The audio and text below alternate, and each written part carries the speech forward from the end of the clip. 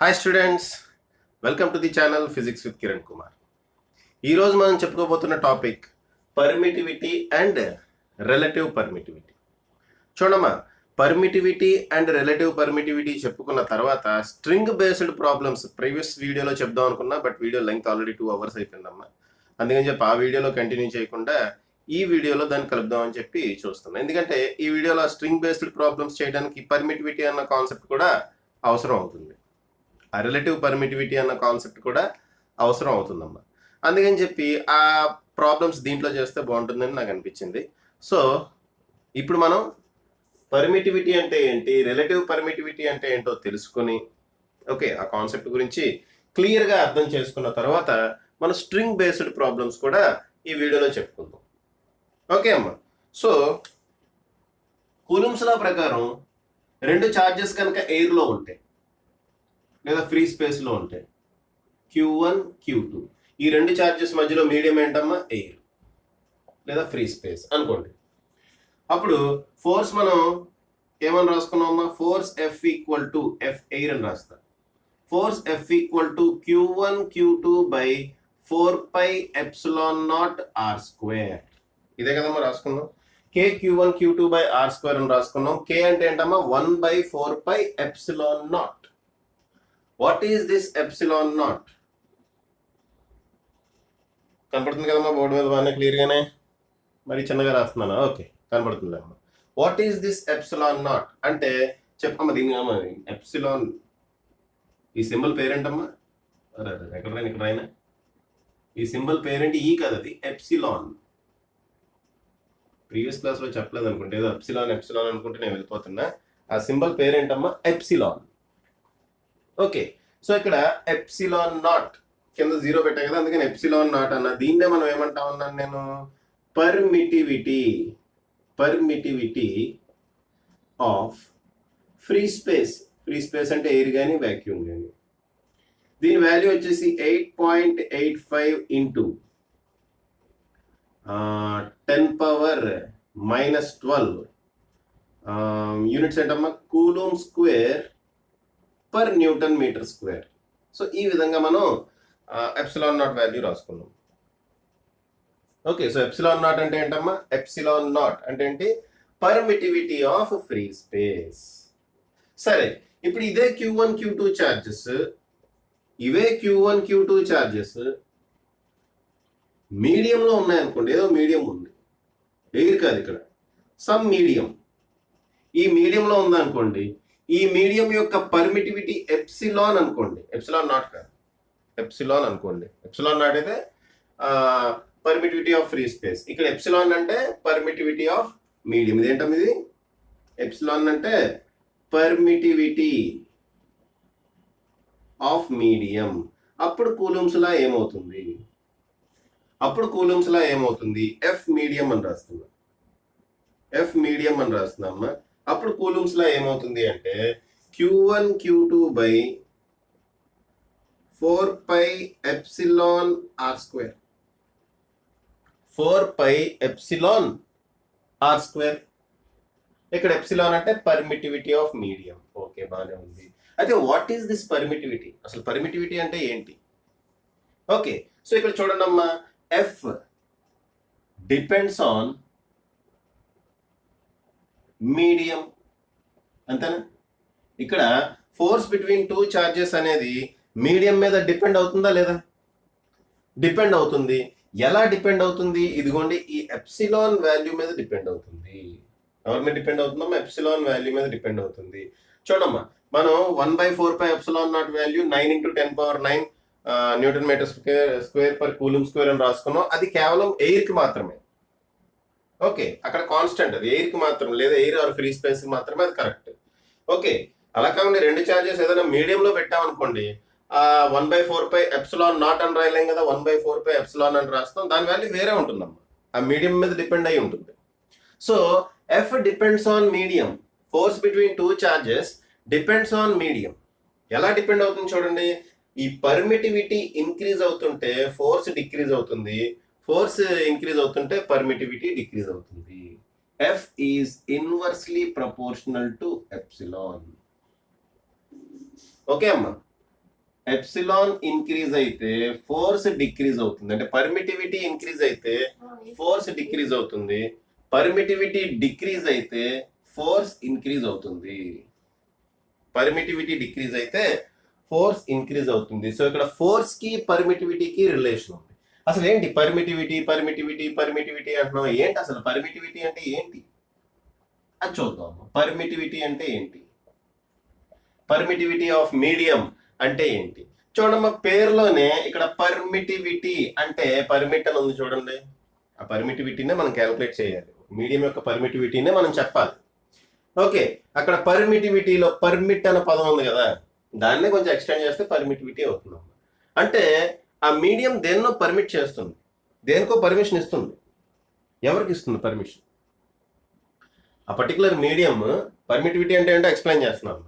ఈ particular medium, ఇదేదో medium ఉంది కదా, ఈ మీడియం ఎవరికో పర్మిషన్ ఇస్తుంది. ఎవరికి ఇస్తుంది పర్మిషన్? ఫోర్స్కి ఇస్తుందా పర్మిషన్? ఓకే చూడమ్మా, ఒక్క నిమిషం చూడండి. ఇది Q1, ఇది Q2. ఈ రెండు దూరంగా ఉన్నాయి. Q1 Q2 దూరంగా ఉన్నాయి. ఇప్పుడు మనం Q2 మీద Q1 అనేది కొంత ఫోర్స్ అప్లై చేస్తుంది. ఎలా అప్లై చేస్తుంది? అది ఏం టచ్ చేయట్లేదు కదా, దూరంగా ఉంది కదా, అయినా అలా అప్లై చేస్తుంది అంటే ఈ Q1 వల్ల ఎఫెక్ట్ దీని చుట్టుపక్కల కొంత దూరంలో పడుతుంది అనమాట. ఈ Q1 దీని ఎఫెక్ట్ ని చుట్టుపక్కల కొంత దూరంలో పడుతుంది. అంటే ఈ ఛార్జ్ కొంత ఎఫెక్ట్ ని క్రియేట్ చేస్తుంది దాని చుట్టూరు. అటువంటి ఎఫెక్ట్ లోకి ఈ Q2 వచ్చింది అనుకోండి, దాని మీద కొంత ఫోర్స్ పనిచేస్తుంది. సేమ్ గ్రావిటేషనల్ ఫీల్డ్ లాగే, గ్రావిటేషనల్ ఫోర్స్ లాగే. సన్ ఎర్త్ ఎంతో దూరం కొన్ని లక్షల కిలోమీటర్లు, వేల కిలోమీటర్ల దూరంలో ఉన్నాయి. అయినా సన్ కి ఎర్త్ కి మధ్యలో గ్రావిటేషనల్ ఫోర్స్ ఉంటుంది కదా. ఎందుకు అలా ఉంటుంది అంటే సన్ యొక్క ఎఫెక్ట్ దాని చుట్టుపక్కల చాలా దూరం వరకు ఎక్స్టెండ్ అయి ఉంది. ఓకే అమ్మా, సన్ యొక్క ఎఫెక్ట్ చుట్టుపక్కల some lakhs and crores of kilometres వరకు ఎక్స్టెండ్ అయి ఉంది. ఆ ఎఫెక్ట్ నే మనం గ్రావిటేషనల్ ఫీల్డ్ అంటున్నాం, అంతేనా? ఆ గ్రావిటేషనల్ ఫీల్డ్ లోకి ఎవరు వచ్చినా అది గ్రావిటేషనల్ ఫోర్స్ ని అప్లై చేస్తుంది. ఫర్ ఎగ్జాంపుల్ ఎర్త్ ఉంది, ఎర్త్ కి కొంత గ్రావిటేషనల్ ఫోర్స్ అనేది ఉంటుంది. ఓకేనా? సారీ, ఎర్త్ చుట్టూరు కొంత ఎఫెక్ట్ అనేది క్రియేట్ అవుతూ ఉంటుంది. ఏం ఎఫెక్ట్? ఇది గ్రావిటేషనల్ ఫీల్డ్. ఆ గ్రావిటేషనల్ ఫీల్డ్ లోకి ఏదైనా బాడీ వచ్చింది అనుకోండి, ఎర్త్ అట్రాక్ట్ చేయడం ట్రై చేస్తుంది. ఓకే, సేమ్ అలాగే ఈ Q1 అనే ఛార్జ్ కొంత ఎఫెక్ట్ ని క్రియేట్ చేసుకుంటుంది దాని చుట్టూరు. ఓకే, దాన్నే మనం ఎలక్ట్రిక్ ఫీల్డ్ అంటాం. దాని గురించి నెక్స్ట్ వీడియోలో మాట్లాడుకుందాం. ఆ ఎలక్ట్రిక్ ఫీల్డ్ లోకి ఏదన్నా ఛార్జ్ వచ్చిందనుకోండి, దాన్ని ఇది అట్రాక్ట్ చేయటమో లేదంటే రిపల్ చేయటమో జరుగుతుంది అనమాట. ఓకే, ఈ ఛార్జ్ ఆ ఛార్జ్ని అట్రాక్ట్ చేయటం కానీ రిపల్ చేయటం కానీ జరుగుతుంది. ఓకే, అది యాక్చువల్గా జరిగింది. అయితే ఈ పర్మిటివిటీ అంటే ఇది ఏదో ఈ మీడియం ఎవరినో పర్మిట్ చేస్తుంది అంటున్నాం కదా. ఎవరిని పర్మిట్ చేస్తుంది? ఎలక్ట్రిక్ ఫీల్డ్ ని పర్మిట్ చేస్తుందా? ఓకే, సరే, ఇక్కడ మీడియం ఉంది, అది దీని వల్ల క్రియేట్ అయిన ఎలక్ట్రిక్ ఫీల్డ్ ని పర్మిట్ చేసింది అనుకుందాం. అప్పుడు ఫోర్స్ పెరగాలి కదా, కానీ ఇక్కడ ఏం జరుగుతుంది? ఫోర్స్ తగ్గుతుంది. ఓకే అమ్మా, ఈ మీడియం ఇది క్రియేట్ చేసిన ఎలక్ట్రిక్ ఫీల్డ్ ని పర్మిట్ చేస్తుంది అనుకోండి. అనుకుందాం ఇది క్రియేట్ చేసిన ఎలక్ట్రిక్ ఫీల్డ్ ని పర్మిట్ చేస్తుంది, దాన్నే పర్మిటివిటీ అంటారు అనుకుందాం. అలా అనుకుంటే పర్మిటివిటీ ఎంత ఎక్కువ ఉంటే ఎలక్ట్రిక్ ఫీల్డ్ అంత ఎక్కువ ఉంటుంది, ఫోర్స్ కూడా అంత ఎక్కువ ఉండాలి కదా. ఫీల్డ్ ఎంత ఎక్కువ ఉంటే ఫోర్స్ అంత ఎక్కువ ఉంటుంది, అంతే కదమ్మా. కానీ అక్కడ అలా లేదే. ఫార్ములా ప్రకారం చూస్తే force is inversely proportional to permittivity. Okay, అంటే మనం చెప్పుకున్న కూలుమ్స్ లో తప్ప కదమ్మా. కూలుమ్స్ లో అబ్సల్యూట్లీ కరెక్ట్, అది ప్రూవెన్, ఎక్స్పెరిమెంటల్ గా కూడా అది ప్రూవెన్ అమ్మ, దాంట్లో ఎటువంటి డౌట్ లేదు. అంటే మనం ఇక్కడ చెప్పుకుంటున్న కాన్సెప్ట్ తప్ప, అంతే. మనం ఇక్కడ చెప్పుకుంటున్న కాన్సెప్ట్ తప్పు. అది ఎలక్ట్రిక్ ఫీల్డ్ ని పర్మిట్ చేస్తుంది, కరెక్టే. అయితే ఇది క్రియేట్ చేసిన ఎలక్ట్రిక్ ఫీల్డ్ని పర్మిట్ చేయదు. అది సొంతంగా క్రియేట్ చేసుకున్న ఎలక్ట్రిక్ ఫీల్డ్ని పర్మిట్ చేస్తుంది. అది ఇది క్రియేట్ చేసిన ఎలక్ట్రిక్ ఫీల్డ్కి ఆపోజిట్ డైరెక్షన్లో ఉంటుంది. ఓకే, సో పర్మిటివిటీ అంటే ఏంటమ్మా? ఇట్ పర్మిట్స్, ఎవరు? Medium. It permits its own field in the medium. Okay అమ్మా, పర్మిటివిటీ ఆఫ్ మీడియం అంటే ఏంటమ్మా? It is the permission given by the medium to its own field, okay, which is opposite to the direction of original field. Okay అమ్మా, దాని own field ని permit చేయడానికి, దాని own field కి అది ఎంత పర్మిషన్ ఇస్తుంది, అదమ్మా పర్మిటివిటీ అంటే. ఓకే అమ్మా, ఈ కాన్సెప్ట్ మీకు క్లియర్ గా అర్థం కావాలంటే డైఎలక్ట్రిక్స్ అన్న టాపిక్ స్టార్ట్ చేయాలమ్మా. డైఎలక్ట్రిక్స్ అన్న టాపిక్ కూడా మనకి ఈ లెసన్ లోనే వస్తుంది, అక్కడ ఇంకా క్లియర్ గా అర్థం అవుతుంది. ప్రస్తుతానికి మీరు గుర్తుపెట్టుకోండి ఏంటమ్మా, ఈ మీడియం ఏం చేస్తుంది? ఇది క్రియేట్ చేసిన ఫీల్డ్ కి ఆపోజిట్ డైరెక్షన్ లో కొంత ఫీల్డ్ ని అది క్రియేట్ చేస్తుంది. ఈ మీడియం ఏం చేస్తుందమ్మా? ఈ చార్జ్ క్రియేట్ చేసిన ఫీల్డ్ కి ఆపోజిట్ డైరెక్షన్ లో కొంత ఫీల్డ్ ని క్రియేట్ చేస్తుంది. ఆ ఫీల్డ్ కి ఎంత పర్మిషన్ ఇస్తుంది, అది పర్మిటివిటీ. అది క్రియేట్ చేసుకున్న ఓన్ ఫీల్డ్ కి ఎంత పర్మిషన్ ఇస్తుంది?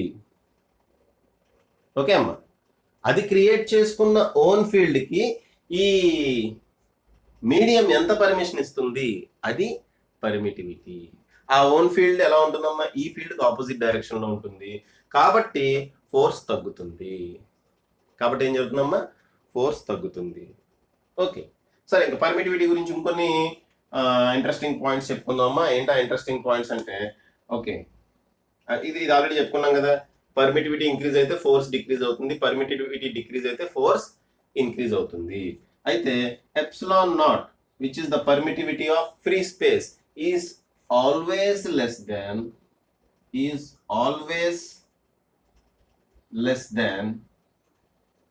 epsilon of any medium.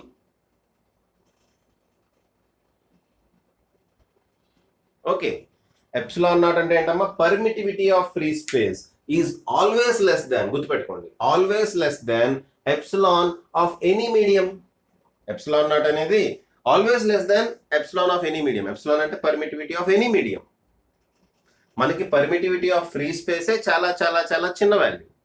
మిగిలిన ఏ మీడియం తీసుకున్నా ఆ ఫ్రీ స్పేస్ వాల్యూ కన్నా ఎక్కువే ఉంటుంది, గుర్తుపెట్టుకోండి. ఇంకోటి, సో ఈ పాయింట్ చెప్పుకున్నాం కాబట్టి F air is always greater than F air or F free space అని రాదు, ఏదైనా మరలా అదే మొత్తం సెంటెన్స్ కింద రాస్తాలేమ్మా. Force in free space is always greater than, force in free space is always greater than force in any other medium. ఎందుకంటే oppositely ఇది కదా, in any other medium. Example కనుక తీసుకుంటే చూడమ్మా, ఎప్సిలాన్ నాట్ అంటే పర్మిటివిటీ ఆఫ్ ఫ్రీ స్పేస్ ఎంత ఉంటుందమ్మా? 8.85 into 10⁻⁻12. Okay అమ్మా, పర్మిటివిటీ ఆఫ్ మీడియం ఎవరికమ్మది? ఫ్రీ స్పేస్కి. For example permittivity of water తీసుకున్నారనుకోండి, పర్మిటివిటీ ఆఫ్ వాటర్ లేదా పర్మిటివిటీ ఆఫ్ గ్లాస్ తీసుకున్నారనుకోండి, ఖచ్చితంగా దీనికన్నా ఎక్కువ ఉంటుందమ్మా. పర్మిటివిటీ ఆఫ్ వాటర్ ఎంత అంటే 7.1 into 10⁻⁻10 యూనిట్స్ ఏంటమ్మా? Coulomb square per newton metre square. Coulomb square per newton metre square. గ్లాస్కి ఎంత ఉంటుంది అంటే 3 into some 10 power, ఒకసారి నెంబర్ వాల్యూ చేసుకుంటే, okay, 10⁻⁻11 coulomb square per newton metre square. ఇవి నియర్లీ ఈక్వల్ టు అని రాదు, ఎగ్జాక్ట్ కాదు ఇవి. ఓకే, నియర్లీ ఈక్వల్ టు అని రాదు, ఎగ్జాక్ట్ వాల్యూస్ కాదులేమ్మా అవి, నియర్లీ ఈక్వల్ టు అని రాదు. చూడండి అమ్మ ఒకసారి ఆ వాటర్ కానీ గ్లాస్ కానీ వాల్యూస్ చూస్తుంది, ఖచ్చితంగా ఎప్సిలాన్ నాట్ కన్నా ఎక్కువ వాల్యూస్. ఇక్కడ 10⁻⁻12, 10⁻⁻12, ఇక్కడ 10⁻⁻10, ఇదే ఎక్కువ. ఇది 10⁻⁻11. ఈ రెండిట్లో పోలిస్తే ఇది ఎక్కువ, బట్ ఈ రెండిట్లో పోలిస్తే ఇది ఎక్కువ, గ్లాస్ ఎక్కువ. ఓకే అమ్మా, ఈ రకంగా పర్మిటివిటీ ఆఫ్ ఎనీ మీడియం మీరు తీసుకోండి, it is definitely greater than permittivity of air. Okay అమ్మా, పాజ్ చేసి రాసుకోండి అమ్మా. నెక్స్ట్ కాన్సెప్ట్ చూడండి అమ్మా, relative permittivity. What is relative permittivity? ఇది చూద్దాం అమ్మా. రిలేటివ్ పర్మిటివిటీ అంటే ఏంటి? ఓకే, ఇక్కడ ఆల్రెడీ డెఫినేషన్ రాశాను, దాని గురించి తర్వాత వద్దాం. రిలేటివ్ పర్మిటివిటీని ఎప్సిలాన్ ఆర్ తో డినోట్ చేస్తాం. అసలు ఈ రిలేటివ్ పర్మిటివిటీ ఎందుకు వచ్చింది చూడమ్మా.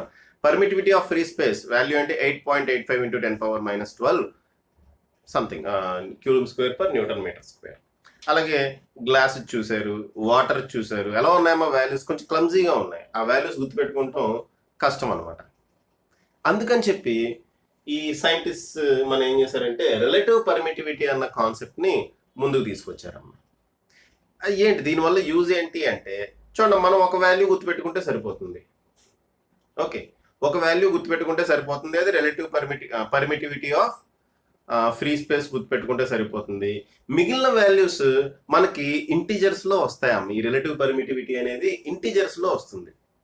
ఇంటిజర్స్ కాకపోయినా మేబీ కొంచెం గుర్తుండటానికి ఈజీగా ఉండే విధంగా వాల్యూస్ వస్తాయి.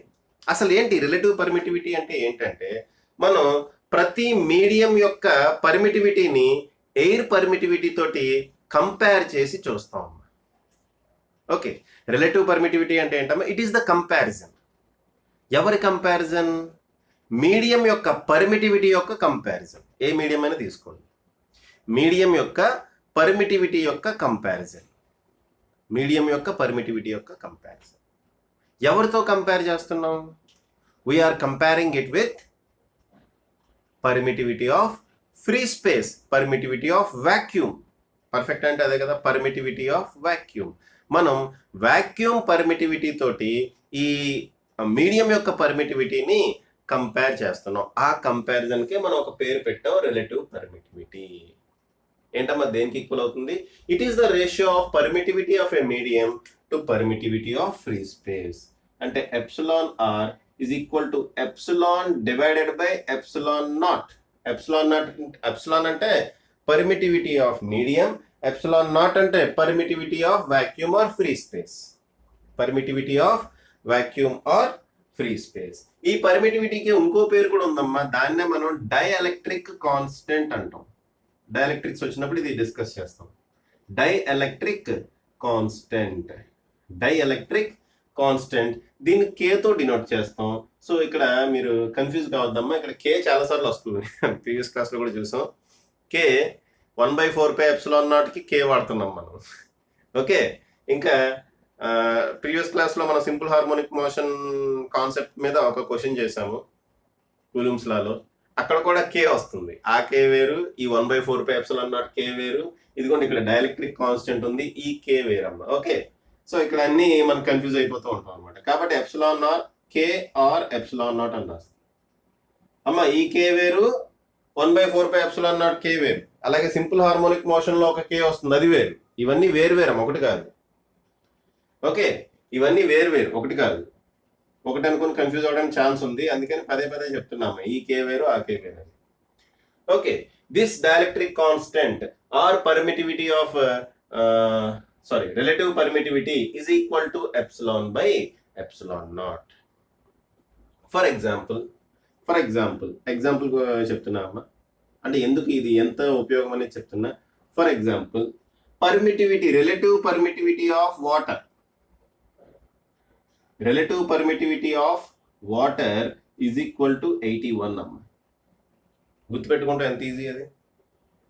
Relative permittivity of water is 81. ఇప్పుడు వాటర్ యొక్క పర్మిటివిటీ అడిగాడు అనుకోండి, ఈ ఫార్ములా ఏంటి? Epsilon r equal to epsilon water by epsilon naught. Epsilon water మనకు తెలుసు, therefore epsilon water is equal to epsilon r అంటే ఎప్సిలాన్ నాట్. ఎప్సిలాన్ ఆర్ ఏమో 81, ఎప్సిలాన్ నాట్ ఏమో 8.85 into 10⁻⁻12. 8.85 into 10⁻⁻12. ఎంత ఈజీ అది మనకు గుర్తుపెట్టుకుంటాం. ఓకే అమ్మా, సో ఈ వాల్యూస్ చాలా ఈజీ అమ్మ గుర్తుపెట్టుకుంటాం. అందుకని చెప్పి మనం dielectric constant or relative permittivity మీద ఎక్కువ కాన్సన్ట్రేట్ చేస్తాం. Dielectric constant or relative permittivity మీద ఎక్కువ కాన్సన్ట్రేట్ చేస్తాం. ఫర్ ఎగ్జాంపుల్ ఇక్కడ ఒక ప్రాబ్లం చేద్దాం, చిన్న ప్రాబ్లం. ఫర్ ఎగ్జాంపుల్ రెండు ఛార్జెస్ ఉన్నాయమ్మా,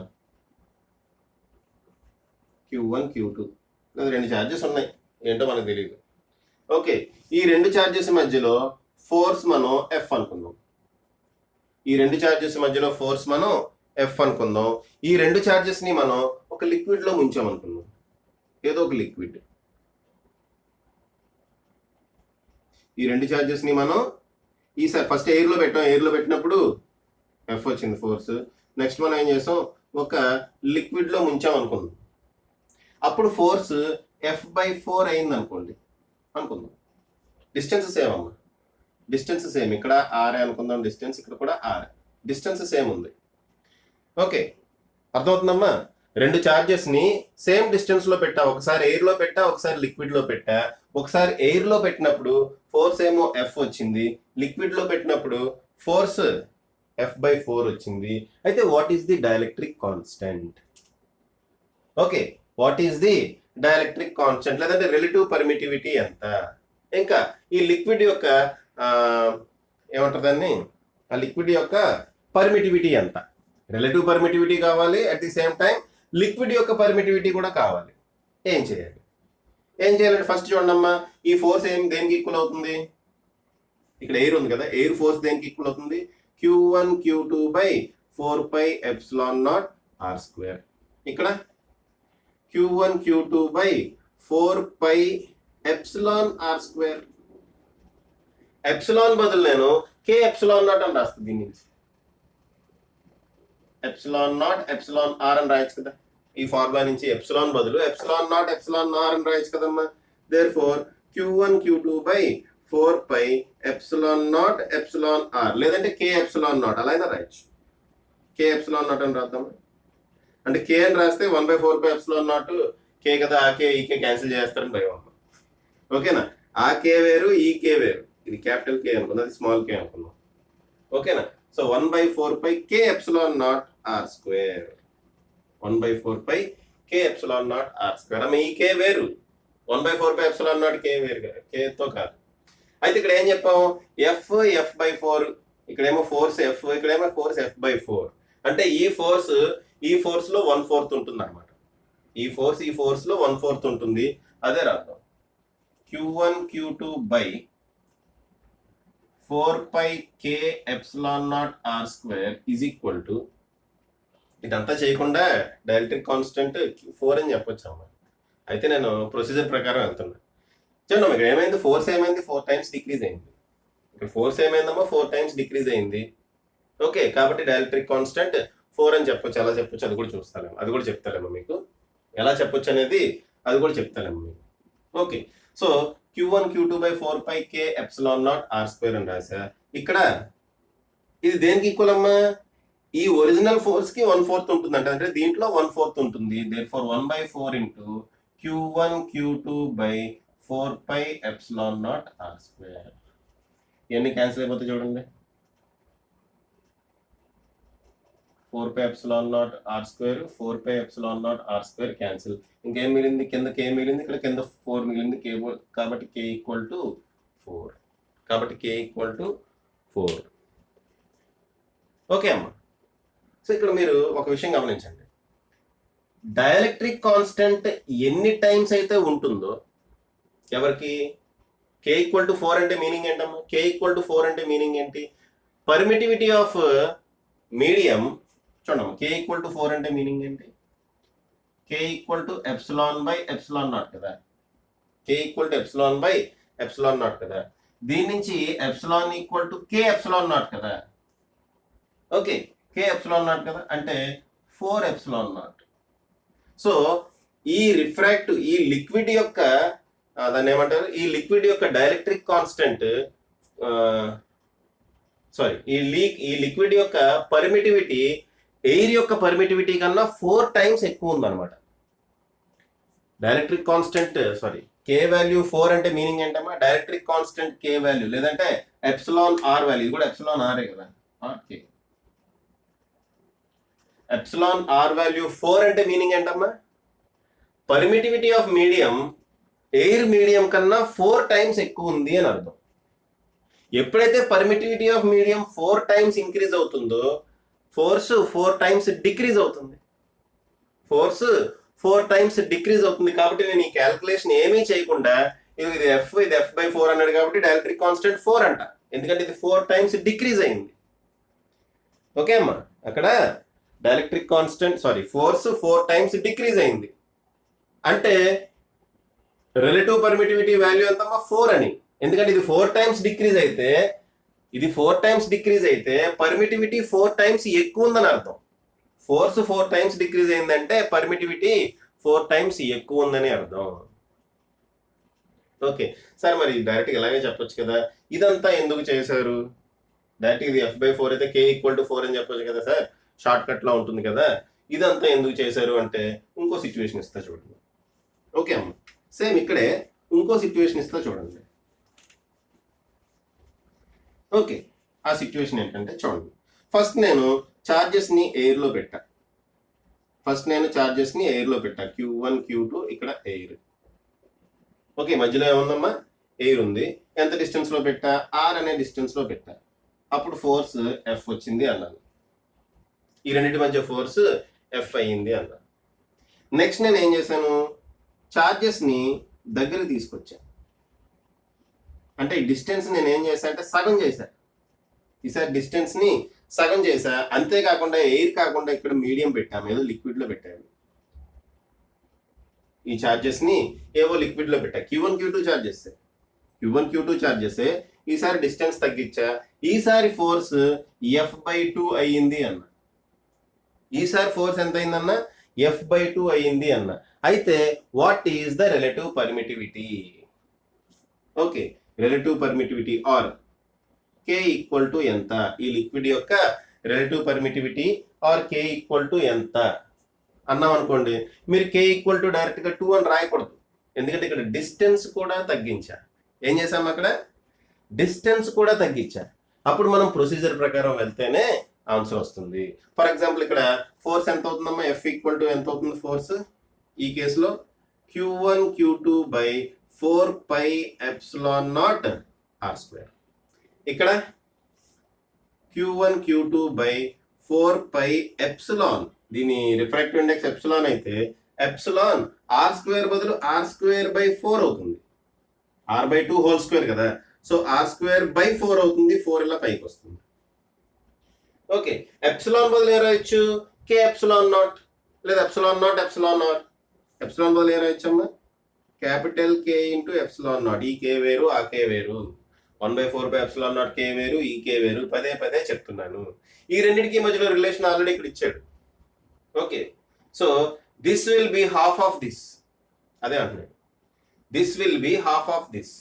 okay, so 4Q1 Q2 by 4πk ε0 r².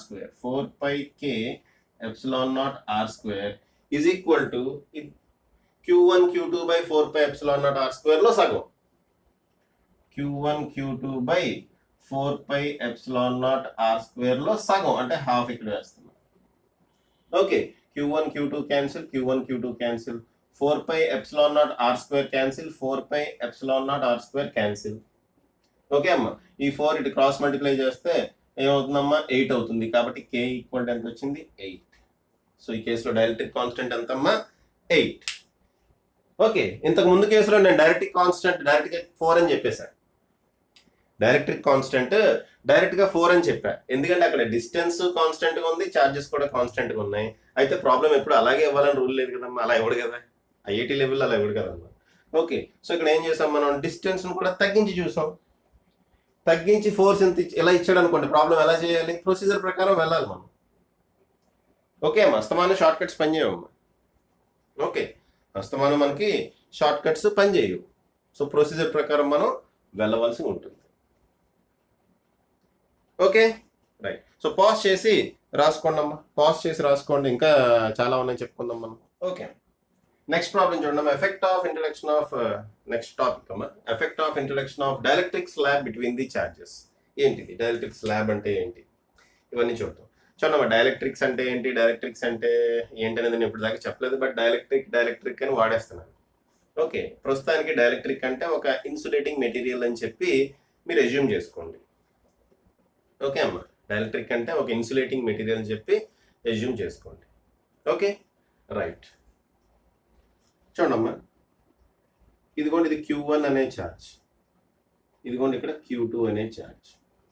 రెండు ఛార్జెస్ ఉన్నాయి, వీటి మధ్యలో మీడియం ఎయిర్ అనుకుందాం. ఈ డిస్టెన్స్ నేను R అంట, ఈ డిస్టెన్స్ నేను ఏమంటున్నా అమ్మా R అంట. ఓకే, ఈ డిస్టెన్స్ R అంటాను, లేదా R1 అనుకుందాం. డిస్టెన్స్ని R1 అనుకుంటా ప్రస్తుతానికి. ఓకే, లేదా R ఎయిర్ అని రాయినా, ఇది మీడియం ఎయిర్ కాబట్టి నేను ఏం చేస్తున్నా R ఎయిర్ అని రాస్తున్నాను. ఓకే, R ఎయిర్ అని రాస్తాను, కొంచెం ఇదిగా ఉంటుంది. సో ఈ కేసులో force F air equal to ఏమవుతుందమ్మా, Q1 Q2 బై 1/K అని రాయట్లేదమ్మా. ఇదివరకు ఫస్ట్లో మనం ప్రీవియస్ వీడియోలో K Q1 Q2 by R² అని రాస్తే, అయితే ఇప్పుడు K రాయట్లేదు, ఎందుకంటే డైఎలక్ట్రిక్ కాన్స్టెంట్ కూడా K కాబట్టి మీరు కన్ఫ్యూజ్ అవుతారు కాబట్టి అది రాయట్లేదు. సో ఇక్కడ రాస్తున్నామ్మా Q1 Q2 by 4πε0 R air whole square. అంతే కదా, ఫార్ములా ఇదే కదమ్మా. అయితే ఈసారి ఈ రెండింటి మధ్యలో నేను ఒక డైఎలక్ట్రిక్ స్లాబ్ ఇంట్రొడ్యూస్ చేసేలాగా, లేదంటే డైఎలక్ట్రిక్ స్లాబ్ అనండి, లేదంటే ఒక మీడియంలో పెట్టా అనుకోండి, అలా అయినా అనుకోవచ్చు. ఈ టోటల్ సెటప్ని నేను ఒక మీడియంలో పెట్టాను అనుకుంటాం, అలా అయినా అనుకోవచ్చు. ఒక డైఎలక్ట్రిక్ స్లాబ్ అంటే ఏంటమ్మా, ఒక మీడియం ఉన్న ఒక పర్టికులర్ మీడియంతో తయారు చేసిన స్లాబ్, ఫర్ ఎగ్జాంపుల్ గ్లాస్ స్లాబ్ని ఇలా ఇంట్రొడ్యూస్ చేసా అనుకోండి, అలా అయినా అనుకోండి. లేదంటే ఈ రెండు ఛార్జెస్ని తీసుకెళ్ళి నేను ఏదో మీడియంలో పెట్టా అనుకోండి, ఈ రెండు ఛార్జెస్ని తీసుకెళ్ళి నేను ఏదో మీడియంలో పెట్టాను అనుకుందాం. అప్పుడు ఫోర్స్ ఏమవుతుందమ్మా, force in that medium decrease అవుతుందా లేదా? ఓకే, ఎయిర్లో కన్నా ఏ మీడియంలో ఫోర్స్ చూసినా డిక్రీజ్ అవుతుంది. సో జాగ్రత్త చూడండి. సో ఇది నేను R ఇక్కడ ఎంతైతే డిస్టెన్స్ పెట్టానో సేమ్ డిస్టెన్స్ నేను ఇక్కడ పెట్టాను అనుకోండి, ఫోర్స్ ఏమవుతుందమ్మా, డిక్రీజ్ అవుతుంది. నాకు ఫోర్స్ డిక్రీజ్ అవటం ఇష్టం లేదు. ఓకే, నాకు ఫోర్స్ డిక్రీజ్ అవటం ఇష్టం లేదమ్మా, ఫోర్స్ ఇంక్రీజ్ అవ్వాలి, ఇంతే ఫోర్స్ ఉండాలి. అర్థమవుతుందా? యాక్చువల్గా ఇలా కనుక నేను క్యాల్కులేట్ చేస్తే F మీడియం ఈక్వల్ టు ఏమవుతుందమ్మా, F medium is equal to Q1 Q2 by 4πε0R². R air, ఎందుకంటే R ఎయిర్ ఈ రెండు ఈక్వల్ అంటున్నా కదా. సో నాకు ఇలా వస్తుంది, ఈ ఫోర్స్ తక్కువ ఉంటుంది, ఈ ఫోర్స్ కన్నా తక్కువ ఉంటుంది. కాబట్టి నేనేమంటున్నా అంటే నాకు ఫోర్స్ డిక్రీజ్ అవటం ఇష్టం లేదు అంటున్నా. I don't want the force to be decreased. Okay, I don't want the force to decrease. So నేను ఏం చేస్తాను, ఫోర్స్ డిక్రీజ్ అవ్వకూడదు కాబట్టి ఫోర్స్ ఇంక్రీజ్ అవ్వాలి అంటే ఈ మీడియం యొక్క రిఫ్రాక్టివ్ ఇండెక్స్ని అయితే మార్చలేను. ఆ మీడియం యొక్క రిఫ్రాక్టివ్ ఇండెక్స్ అదే విధంగా ఉంటుంది. నేను ఎవరిని మార్చగలను, డిస్టెన్స్ని మార్చొచ్చేమో. డిస్టెన్స్ని తగ్గిస్తే ఫోర్స్ ఇంక్రీజ్ అవుతుంది కదా. సో నేను డిస్టెన్స్ని ఎలా తగ్గిస్తా అంటే చూడమ్మా, ఈ డిస్టెన్స్ ఉంది కదా, ఆ డిస్టెన్స్ని ఎలా తగ్గిస్తా అంటే such that the force becomes equal to this force. Okay, so ఈ డిస్టెన్స్ నేను తగ్గిస్తాను, ఎలా తీసుకొచ్చి ఇక్కడ ఎక్కడో పెట్టాను. సో ఈ పర్టికులర్ డిస్టెన్స్ దగ్గర Q1 Q2, ఈ పర్టికులర్ డిస్టెన్స్ R మీడియం అంట. ఈ పర్టికులర్ డిస్టెన్స్ దగ్గర నాకు ఈ రెండు ఫోర్సెస్ ఈక్వల్ అయినాయి అంట. ఓకే, సో ఇక్కడ F మీడియం అని రాస్తున్నాం. F medium equal to Q1 Q2 by 4π, దీని రిఫ్రాక్టివ్ ఇండెక్స్ కనుక ఎప్సిలాన్ అయితే నేను K ఎప్సిలాన్ అని రాస్తామా, where K is dielectric constant of medium. చూడమ్మా, epsilon equal to K epsilon నాటే కదా. సో అదే రాశాను ఇక్కడ, K epsilon naught R medium whole square. K epsilon naught R medium whole square అలా రాసుకోవచ్చు కదమ్మా నేను. ఓకే, ఏంటమ్మా నా ఎయిమ్ ఏంటి, ఎయిర్లో కొంత డిస్టెన్స్లో పెట్టాను, అప్పుడు ఫోర్స్ ఇంత వచ్చింది.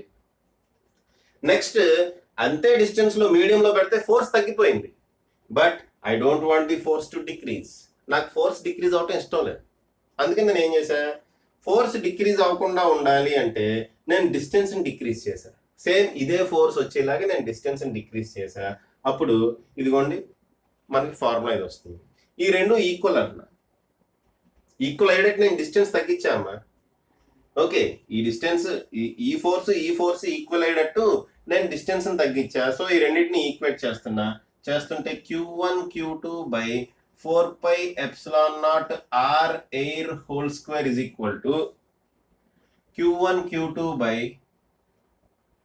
4 pi K epsilon naught R medium whole square. R medium whole square.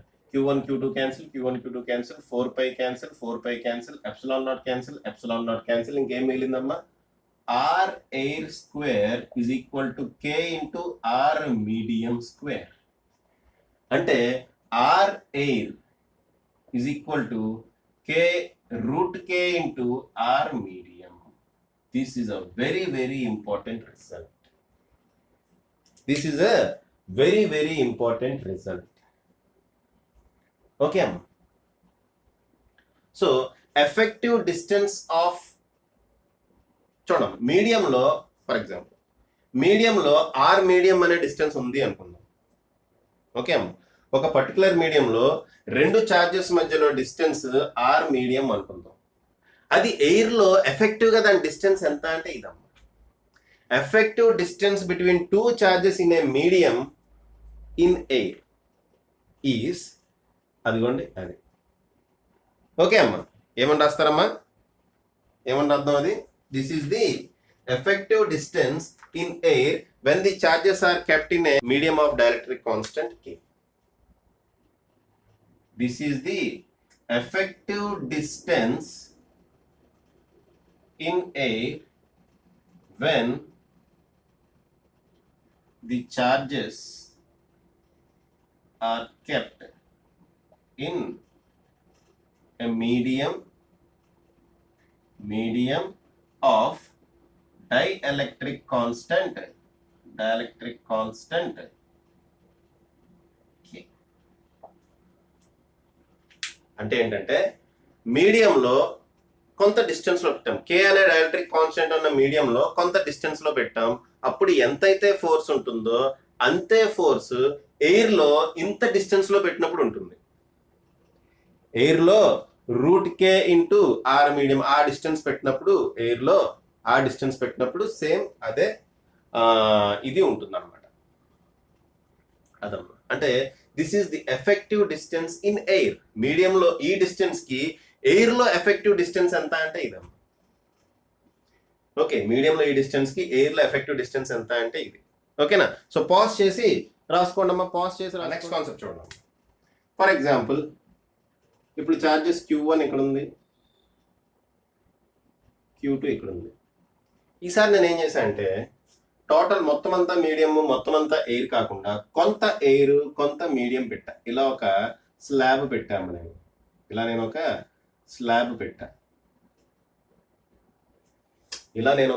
పెట్టా. ఈ స్లాబ్ యొక్క థిక్నెస్ T అంటాను. యాక్చువల్గా దీనికి మధ్యలో ఉన్న డిస్టెన్స్ R అనుకుందాం. ఈ టోటల్ డిస్టెన్స్ R అనుకుందాం. ఆ టోటల్ డిస్టెన్స్ లో నేను మధ్యలో కొంత స్లాబ్ పెట్టాను, కొంత థిక్నెస్ ఉన్న స్లాబ్ నేను T అనే స్లాబ్ పెట్టాను. అయితే ఇప్పుడు ఎఫెక్టివ్ డిస్టెన్స్ ఏమవుతుంది? ఓకే, ఇటువంటి ప్రాబ్లమ్స్ అడగొచ్చమ్మా. ఓకే, ఇప్పుడు ఆ రెండింటి మధ్యలో ఫోర్స్ ఏమవుతుంది అని అడగవచ్చు. ఫర్ ఎగ్జాంపుల్ టోటల్ ఎయిర్ అనుకోండి. టోటల్ ఎయిర్ అయితే ఆ force ఏమవుతుందమ్మా, 1/4 pi epsilon naught Q1 Q2 by R square అంతేనా? Q1 Q2 by 4 pi epsilon naught R square అలా రాయండి. ఓకే, టోటల్ మీడియం అనుకోండి. మనం ఏం చేస్తాం, F equal to 1/4 pi K epsilon naught Q1 Q2 by R square where K is the dielectric constant of this medium. Total medium అయితే formula ఇది. Total గా air అయితే మొత్తం అంతా ఎయిర్ అయితే ఇది, ఈ మొత్తం అంతా మీడియం అయితే ఇది. ఇప్పుడు అలా లేదు పరిస్థితి, కొంత ఎయిర్ కొంత మీడియం ఉంది. సో ఇటువంటి కేసెస్లో ఎఫెక్టివ్ డిస్టెన్స్ ఇన్ ఎయిర్ అనేది ఉపయోగపడుతుందా? ఎలా ఉపయోగపడుతుందో చూడండి. ఫర్ ఎగ్జాంపుల్, ఇక్కడ ఈ రెండింటి మధ్యలో ఎయిర్లో ఉన్న డిస్టెన్స్ ఎంత? డిస్టెన్స్ ఇన్ ఎయిర్ ఎంత అంటే r minus t. Okay, air medium యొక్క డిస్టెన్స్ అమ్మ, ఈ రెండింటి మధ్యలో r అనే డిస్టెన్స్ ఉంది. r అనే డిస్టెన్స్ లో ఎంత పార్ట్ ఎయిర్ ఉంది, ఎంత డిస్టెన్స్ వరకు ఎయిర్ ఉంది అంటే ఎంతమ్మా? r minus t. Okay, distance in medium ఎంతమ్మా? డిస్టెన్స్ ఇన్ మీడియం ఎంత? t. ఇప్పుడు మీడియం యొక్క డిస్టెన్స్ ఎంత ఉందమ్మా? t. సో మధ్యలో ఎయిర్ ఏమో r మైనస్ టీ థిక్నెస్ ఉంది, మీడియం ఏమో t అనే థిక్నెస్ ఉంది. k అనే రిఫ్రాక్టివ్ ఇండెక్స్ ఉన్న మీడియం ఏమో t అనే థిక్నెస్ ఉంది. ఇప్పుడు ఇక్కడ ఈ రెండు ఛార్జీల మధ్యలో మనం ఫోర్స్ క్యాల్కులేట్ చేయడం కష్టం అవుతుంది. ఈ ఫార్ములా ఉపయోగించైనా ఈ ఫార్ములా ఉపయోగించైనా ఫోర్స్ మనం క్యాల్కులేట్ చేయలేం. ఓకే అమ్మ, సో మనం ఏం చేస్తాం, ఈ మీడియంలో టీ అనే డిస్టెన్స్ ఉంది. ఆ టీ అనే డిస్టెన్స్ ఎయిర్ లో ఉంటే ఎంత? ఎఫెక్టివ్ డిస్టెన్స్ ఇన్ ఎయిర్, ఇదే ఈ పర్టికులర్ థిక్నెస్ టీ అనే థిక్నెస్ కి ఎయిర్ లో ఎఫెక్టివ్ డిస్టెన్స్ ఎంత? ఎఫెక్టివ్ థిక్నెస్ అని అర్థం లేదంటే effective thickness of slab in air. Okay, లేదా effective distance of T in air ఎంత అవుతుందమ్మా? ప్రీవియస్ గా ఆల్రెడీ క్యాల్కులేట్ చేసాం, ఇంతకు ముందే క్యాల్కులేట్ చేసాం. ఎంత అవుతుంది? Root K into T where K is the dielectric constant. ఎంత అవుతుందమ్మా? Root K into T where K is the dielectric constant. అర్థమవుతుందమ్మా? ఈ టీ అనే థిక్నెస్ మీడియం లేకుండా ఎయిర్ కనుక ఉంటే, అంటే మనకు ఫోర్స్ మారకుండా చూసుకోవాలమ్మా. ఫోర్స్ మారకుండా చూసుకోవాలంటే ఈ పర్టికులర్ థిక్నెస్ ఎయిర్ లో అయితే ఎంత ఉంటుంది, ఈ పర్టికులర్ డిస్టెన్స్ ఎయిర్ లో అయితే ఎఫెక్టివ్ ఎంత ఉంటుంది అంటే రూట్ కే ఇంటూ టీ. సో ఇప్పుడు total effective distance in air ఏమవుతుందమ్మా? Total effective distance in air equal to ఏమవుతుందమ్మా? Distance in air, original distance in air ఏమో ఇది, plus effective distance in air ఏమో ఇది, రూట్ కే into T. Therefore R minus దీంట్లో T common తీసాం అనుకోండి, root K minus 1. Okay అమ్మా, so R minus T into root K minus 1. మీకు problems లో ఒక స్లాబ్ ఇచ్చాడు అనుకోండి అమ్మా. ఓకే, ఇటువంటి టీ అనే థిక్నెస్ ఉన్న కే అనే డైఎలక్ట్రిక్ కాన్స్టెంట్ ఉన్న స్లాబ్ కనుక ఒకటి ఇంట్రడ్యూస్ చేశాడు అనుకోండి, ఒక స్లాబ్ ఇంట్రడ్యూస్ చేస్తే ఇదిగోండి ఈ విధంగా మీరు చెయ్యాలి. ఓకే, ఫోర్స్ లో ఆర్ బదులు ఈ వాల్యూ పెట్టాలి. ఈ రెండింటి మధ్యలో ఎంత ఫోర్స్ ఉంటుంది అంటే ఆర్ బదులు ఈ వాల్యూ పెట్టాలి. అర్థమవుతుందమ్మా? ఈ రెండు చార్జెస్ మధ్యలో ఎంత ఫోర్స్ ఉంటుంది అంటే యాక్చువల్ గా ఎయిర్ అయితే r² ఉంటుంది. ఓకే, ఇది కూడా ఎయిర్ లో డిస్టెన్సే, బట్ ఎఫెక్టివ్ డిస్టెన్స్ చూసాం. దీని డిస్టెన్స్ కూడా ఎయిర్ లో అయితే ఎంత ఉంటుంది అనేది మనం క్యాల్కులేట్ చేసాం. మీడియంలో డిస్టెన్స్ థిక్నెస్ టీ, ఇదే ఎయిర్ లో అయితే ఎంతకి ఈక్వల్? ఇదిగోండి రూట్ కే ఇంటూ టీకి ఈక్వల్. ఆ వాల్యూ దీంట్లో సబ్స్టిట్యూట్ చేసాం. ఇదిగోండి టోటల్ డిస్టెన్స్ ఇలా వచ్చింది. ఇలాగే ఇవ్వాలని రూల్ ఏముంది? ఇంకో స్లాబ్ పెట్టొచ్చు కదా. ఇక్కడ ఒక స్లాబే తీసుకున్నా, ఇంకో స్లాబ్ పెట్టొచ్చు కదా, అది కూడా చూద్దాము. ఇదిగోండి Q1, ఇదిగోండి Q2, ఇక్కడ T1 అనే థిక్నెస్ ఉన్న స్లాబ్ ఇక్కడ ఉంది. దీని డైఎలక్ట్రిక్ కాన్స్టెంట్ K1 అనుకుందాం. ఓకే, ఇక్కడ ఇంకో స్లాబ్ పెట్టాం, T2 అనే థిక్నెస్ ఉన్న స్లాబ్ పెట్టాం. ఇక్కడ డైఎలక్ట్రిక్ కాన్స్టెంట్ K2 పెట్టాం. మిగిలిందంతా ఎయిర్ అనుకుందాం. ఏమనుకుందామమ్మా? ఎయిర్. మరి ఇటువంటి సిచ్యువేషన్స్ లో ఏం చేయాలి? సేమ్ మళ్ళీ ఇదే ప్రాసెస్ ఫాలో అవ్వండి. ఓకే, ఈ టోటల్ డిస్టెన్స్ ఆర్ అనుకోండి. ఈ టోటల్ డిస్టెన్స్ ఆర్ అయితే ఏంటి మరి ఎఫెక్టివ్ డిస్టెన్స్ ఏమవుతుంది అంటే సేమ్ ఇదే ప్రొసీజర్ ఫాలో అవ్వండి. ఈసారి డిస్టెన్స్ ఇన్ ఎయిర్ ఎంతమ్మా, distance in air is equal to ఎంత, R minus T1 plus T2, రెండు థిక్నెస్లు ఉన్నాయి ఇక్కడ, are minus T1 plus T2. Okay, మరి దీని effective distance in air, effective distance of T1 in air, effective distance of T1 in air ఏమవుతుందమ్మా, root K1 into T1. అలాగే effective distance of T2 in air ఏమవుతుంది, root K2 into T2. Effective distance of T2 in air ఏమవుతుందమ్మా, root K2 into T2. అదవుతుందా, root K2 into T2. Okay, so ఇప్పుడు total effective distance ఏమవుతుంది, total effective distance ఏమవుతుంది అంటే ఇదిగోండి, air లో distance already మనం క్యాల్కులేట్ చేసాం, ఇది R minus T1 plus T2. Okay, ఇంకా R minus T1 plus T2 లేదు, ఇలా రాద్దామా, దాన్ని ఎక్స్పాండ్ చేసేద్దాం, are minus T1 minus T2 అని రాద్దాం, r minus T1 minus T2 plus root K1 T1 plus root K2 T2 plus root K1 T1 plus root K2 T2.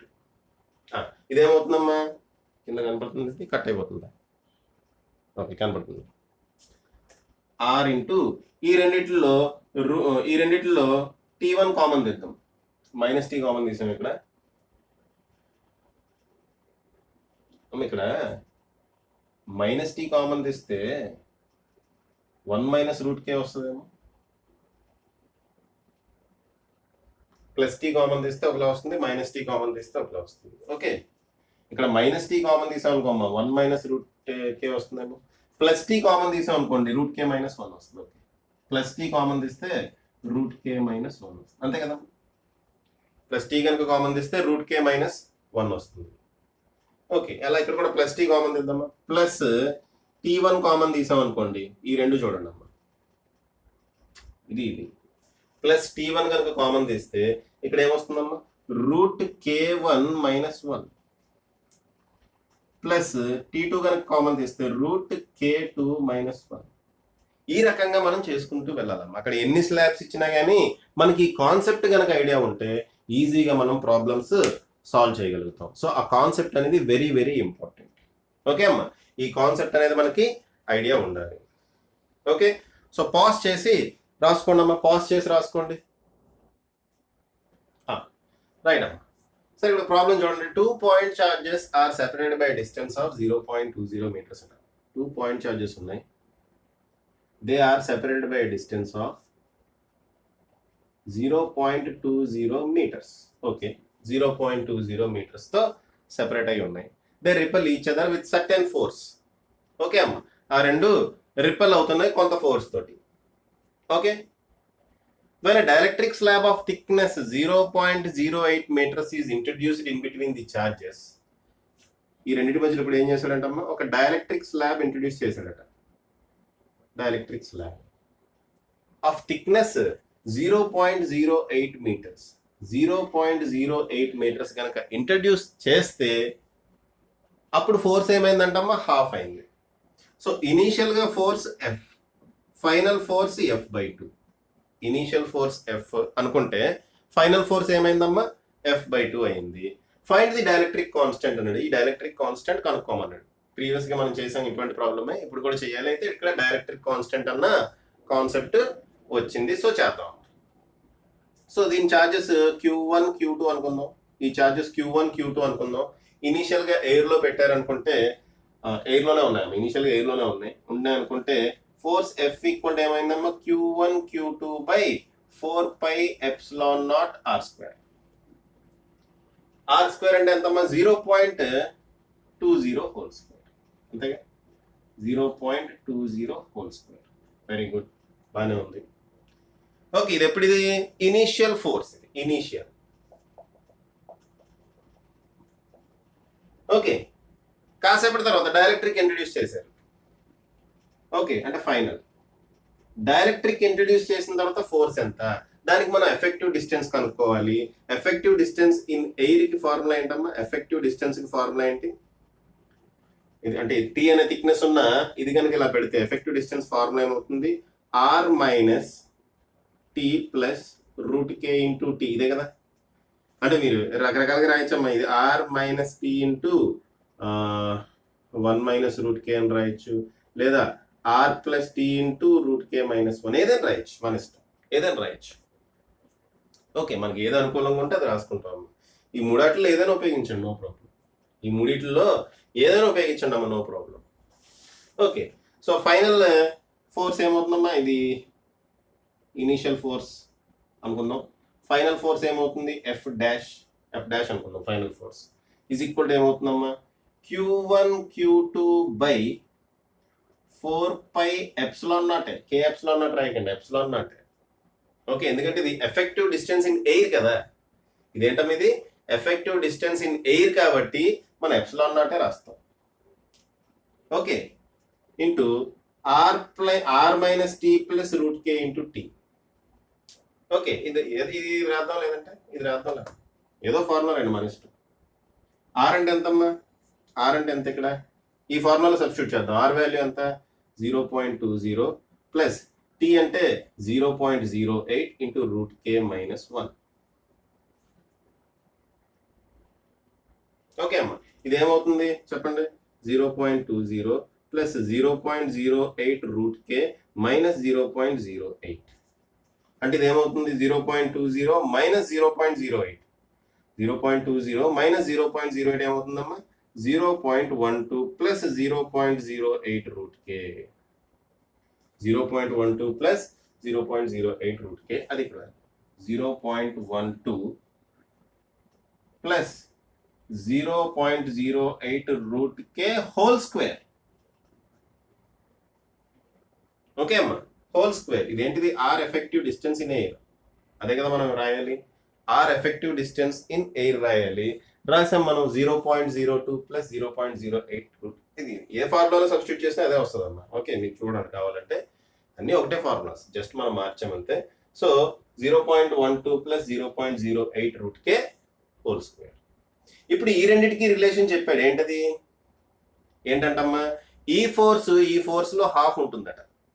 అంటే F dash equal to F by 2 అని చెప్పాడు. F dash equal to F by 2 అని వాడు చెప్పాడమ్మా. F dash equal to F by 2 అని చెప్పాడు.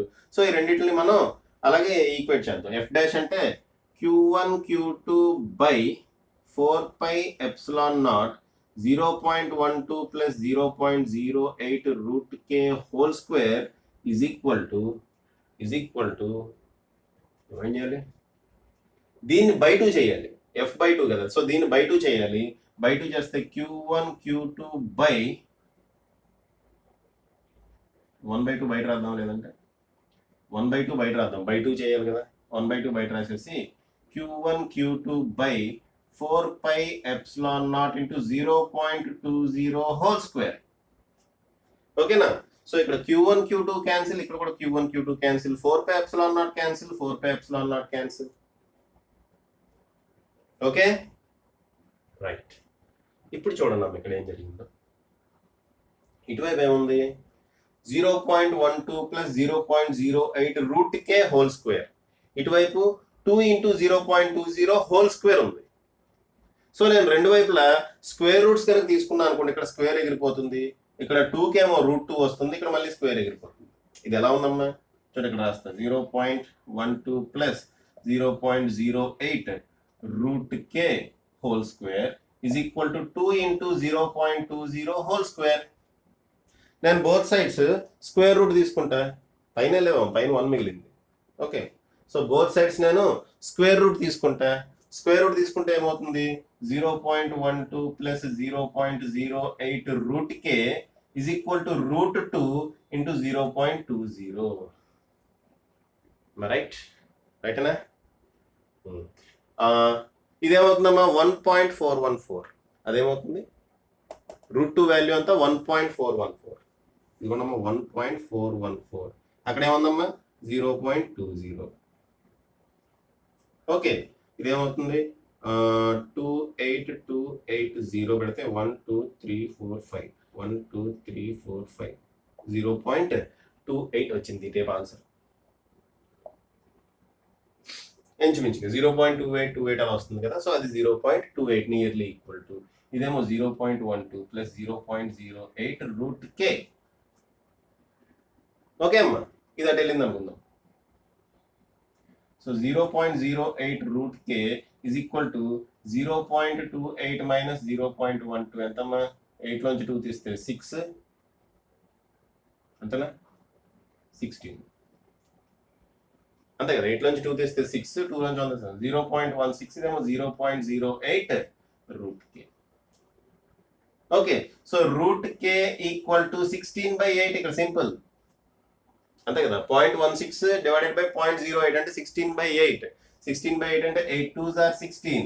ఇక్కడ route k equal to 2 కాబట్టి కే ఈక్వల్ టు ఏమవుతుందమ్మా? 4 అవుతుంది. Therefore dielectric constant K equal to ఎంత answer? 4. Dielectric constant K equal to ఎంత ఆన్సర్? 4. పాజ్ చేసి రాసుకోండి. చూడండి అమ్మా, నెక్స్ట్ చూడండి. ఇవి స్ట్రింగ్ బేస్డ్ ప్రాబ్లమ్స్ అమ్మా. స్ట్రింగ్ బేస్డ్ ప్రాబ్లమ్స్ ఒకసారి చూడండి అమ్మా. క్వశ్చన్ ఏంటో చూడండి. 2 identical small equally charged spheres each having mass m hung in equilibrium as shown in the figure. Okay, by చూడండి ఒకసారి. 2 identical small equally charged spheres అండి. ఈ 2 identical spheres. Okay, equal mass అన్నాడు. సో ఈక్వల్ మాస్, ఇంకా equal charge అని కూడా అన్నాడు అమ్మ. ఇంకేమన్నాడు? ఈక్వల్ ఛార్జ్ అని కూడా అన్నాడు. ఓకేనా? రైట్. వీటిని ఇలా వేలాడదీశాడంట. వేటితోటి? స్ట్రింగ్స్ తోటి. అమ్మ ఈ స్ట్రింగ్స్ మాస్లెస్, ఇన్ఎక్స్టెన్సిబుల్, ఈ ఐడియల్ స్ట్రింగ్స్కి ఉండాల్సిన కండిషన్స్ అన్నీ ఉంటాయి. అవన్నీ ఇక్కడ మెన్షన్ చేయలేదు కానీ క్వశ్చన్లో మీరు అనుకోండి. ఓకే, ఈ స్ట్రింగ్స్ తోటి కట్టాడు. ఈ స్ట్రింగ్స్ యొక్క లెంగ్త్ ఎల్ అన్నాడు. ఈ స్ట్రింగ్స్ యొక్క లెంగ్త్ ఎల్ అన్నాడు అమ్మ. ఓకే, మనకి ఇచ్చిన డేటా ఏంటి? ఈ స్ట్రింగ్ లెంగ్త్ ఇచ్చాడు ఎల్ అని. ఈ 2 ఐడెంటికల్ అన్నాడు. రెండింటి మీద ఛార్జెస్ ఈక్వల్ అన్నాడు కానీ ఎంతో చెప్పలేదు. ఓకే, వాటి మాసెస్ ఎం అన్నాడు. 2 ఈక్వల్ మాసెస్ ఉన్నాయన్నాడు. ఇంకా they are hanging in equilibrium. Okay, they are hanging in equilibrium. ఈక్విలిబ్రియంలో అంటే ఇలా వేలాడుతున్నాయి. అంటే ఇది ఈ రెండింటికి సేమ్ ఛార్జ్ ఉంది అనుకోండి, పాజిటివ్ ఛార్జ్ ఉంది. ఓకే, పాజిటివ్ ఛార్జ్ ఉంటే ఇవి రిపెల్ అవుతాయి. ఇలాగా రిపెల్ అయ్యి ఇలా వేలాడుతున్నాయి అనమాట. ఓకే, ప్రతి స్ట్రింగ్ యొక్క లెంగ్త్ ఎల్. ఈ 2 స్ట్రింగ్స్ యొక్క లెంగ్త్ ఎల్. అంతేకాకుండా వర్టికల్తో ఇవి తీటా అనే యాంగిల్ చేస్తున్నాయి అన్నాడు అమ్మ. వర్టికల్తో ఇవి తీటా అనే యాంగిల్ చేస్తున్నాయి అన్నాడు. అయితే find the magnitude of charge on each sphere. ఈ స్పియర్ మీద ఎంత ఛార్జ్ ఉందో మనం క్యాల్కులేట్ చేయాలి. మనకి ఇచ్చిన డేటా ఏంటి? మాస్ ఆఫ్ ది స్పియర్ ఇచ్చాడు, లెంగ్త్ ఆఫ్ ది స్పియర్ ఇచ్చాడు, యాంగిల్ తీటా ఇచ్చాడు. అంతే అమ్మ. మాస్, లెంగ్త్, యాంగిల్ తీటా ఇచ్చాడు. సో ఫైనల్ గా మన ఆన్సర్ లో కూడా మాస్, లెంగ్త్, తీటానే ఉండాలి. ఓకే అమ్మా, ఆ రకంగా మనం ఈ ప్రాబ్లం చేయాలి. రైట్, ఈ స్ట్రింగ్ బేస్డ్ ప్రాబ్లమ్స్ ఈ విధంగా ఉంటాయమ్మా. ఓకే, మనకి ఛార్జ్ ఎంత అనేది ఇవ్వలేదు కాబట్టి మనం క్యూ అనుకుందాం. దీని మీద ఛార్జ్ క్యూ, దీని మీద ఛార్జ్ క్యూ అనుకుందాం. ఓకే అమ్మా, ఈ లెంగ్త్ కూడా ఇవ్వలేదు కదా మనకి. సారీ, లెంగ్త్ ఇచ్చాడు. ఈ డిస్టెన్స్ కూడా ఇవ్వలేదు కదమ్మా మనకి. ఆ డిస్టెన్స్ ని ఆర్ అనుకుందాం ప్రస్తుతానికి. ఈ డిస్టెన్స్ ని ఏమనుకుందామమ్మా? ఆర్. మాస్ ఏమో ఎం, మాస్ ఎం అనుకుందాం. ఈ ఎం అనుకుంటాం కదా, వాడు ఇచ్చాడు. ఈ స్ట్రింగ్ లెంగ్త్ ఎల్ అని వాడు ఇచ్చేసాడు. ఈ యాంగిల్ తీటా కూడా వాడు ఇచ్చేసాడు. మనం అనుకుంటున్నాం ఏంటి? ఈ డిస్టెన్స్ ని మనం ఆర్ అనుకుంటున్నాం. ఈ డిస్టెన్స్ ని మనం ఆర్ అనుకుంటున్నాం. ఇంకా ఇంకేమనుకున్నామమ్మా? ఈ చార్జెస్ ని మనం క్యూ అనుకున్నాం. రైట్, ఇప్పుడు చార్జెస్ మనం క్యూ అనుకున్నాం. ఇప్పుడు చూడండి అమ్మా, ఫర్ ఎగ్జాంపుల్ ఇది ఉంది. ఈ మాస్ మీద ఏమేం ఫోర్సెస్ పనిచేస్తున్నాయంటే టెన్షన్ టీ ఇటు పనిచేస్తుంది. ఫ్రీ బాడీ డయాగ్రామ్ వేస్తున్నాం అమ్మా. టెన్షన్ టీ ఈ డైరెక్షన్ లో పనిచేస్తుంది. టెన్షన్ ఎటు పనిచేస్తుందో తెలుసు కదమ్మా. టెన్షన్ టీ ఈ డైరెక్షన్ లో పనిచేస్తుంది. ఇది దీని మీద రిపల్సివ్ ఫోర్స్ ఈ డైరెక్షన్ లో అప్లై చేస్తుంది. రిపల్సివ్ ఫోర్స్ ఈ డైరెక్షన్ లో అప్లై చేస్తుంది. అంతేకాకుండా కిందకి గ్రావిటేషనల్ ఫోర్స్ ఒకటి పనిచేస్తుంది, ఎంజీ. కిందకి గ్రావిటేషనల్ ఫోర్స్ ఒకటి పనిచేస్తుంది. సో ఆ రకంగా 3 ఫోర్సెస్ పనిచేస్తాయమ్మా ఎం అనే మాస్ మీద. ఆ ఎం అనే మాస్ మీద 3 ఫోర్సెస్ పనిచేస్తాయి. ఈ ఫోర్స్ ఏంటమ్మా, ఇది అప్లై చేసిన రిపల్సివ్ ఫోర్స్ ఈ డైరెక్షన్ లో పనిచేస్తుంది. ఓకే, ఇంకా ఎం కొంత మాస్ ఉంది కాబట్టి గ్రావిటేషనల్ ఫోర్స్ కిందకి పనిచేస్తుంది ఎంజీ. ఇంకా ఇది ఒక స్ట్రింగ్ తో కట్టాం కాబట్టి టెన్షన్ టీ ఈ డైరెక్షన్ లో పనిచేస్తుంది. అయితే ఇది ఈక్విలిబ్రియం లో ఉందన్నాడు.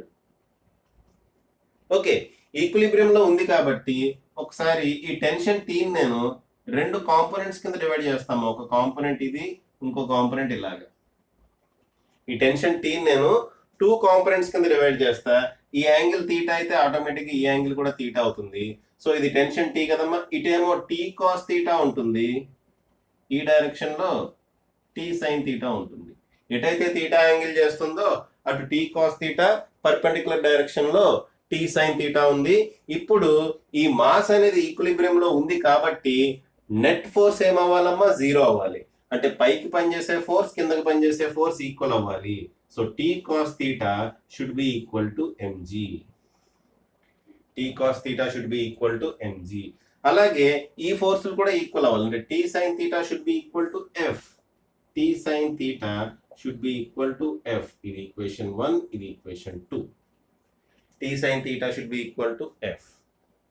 ఓకే అమ్మా, అంతేకాదు 2 డివైడెడ్ బై 1 వేస్తాను నేను.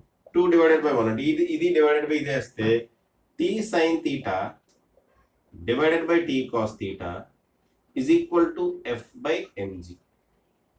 T cancel. Therefore tan theta is equal to f by mg.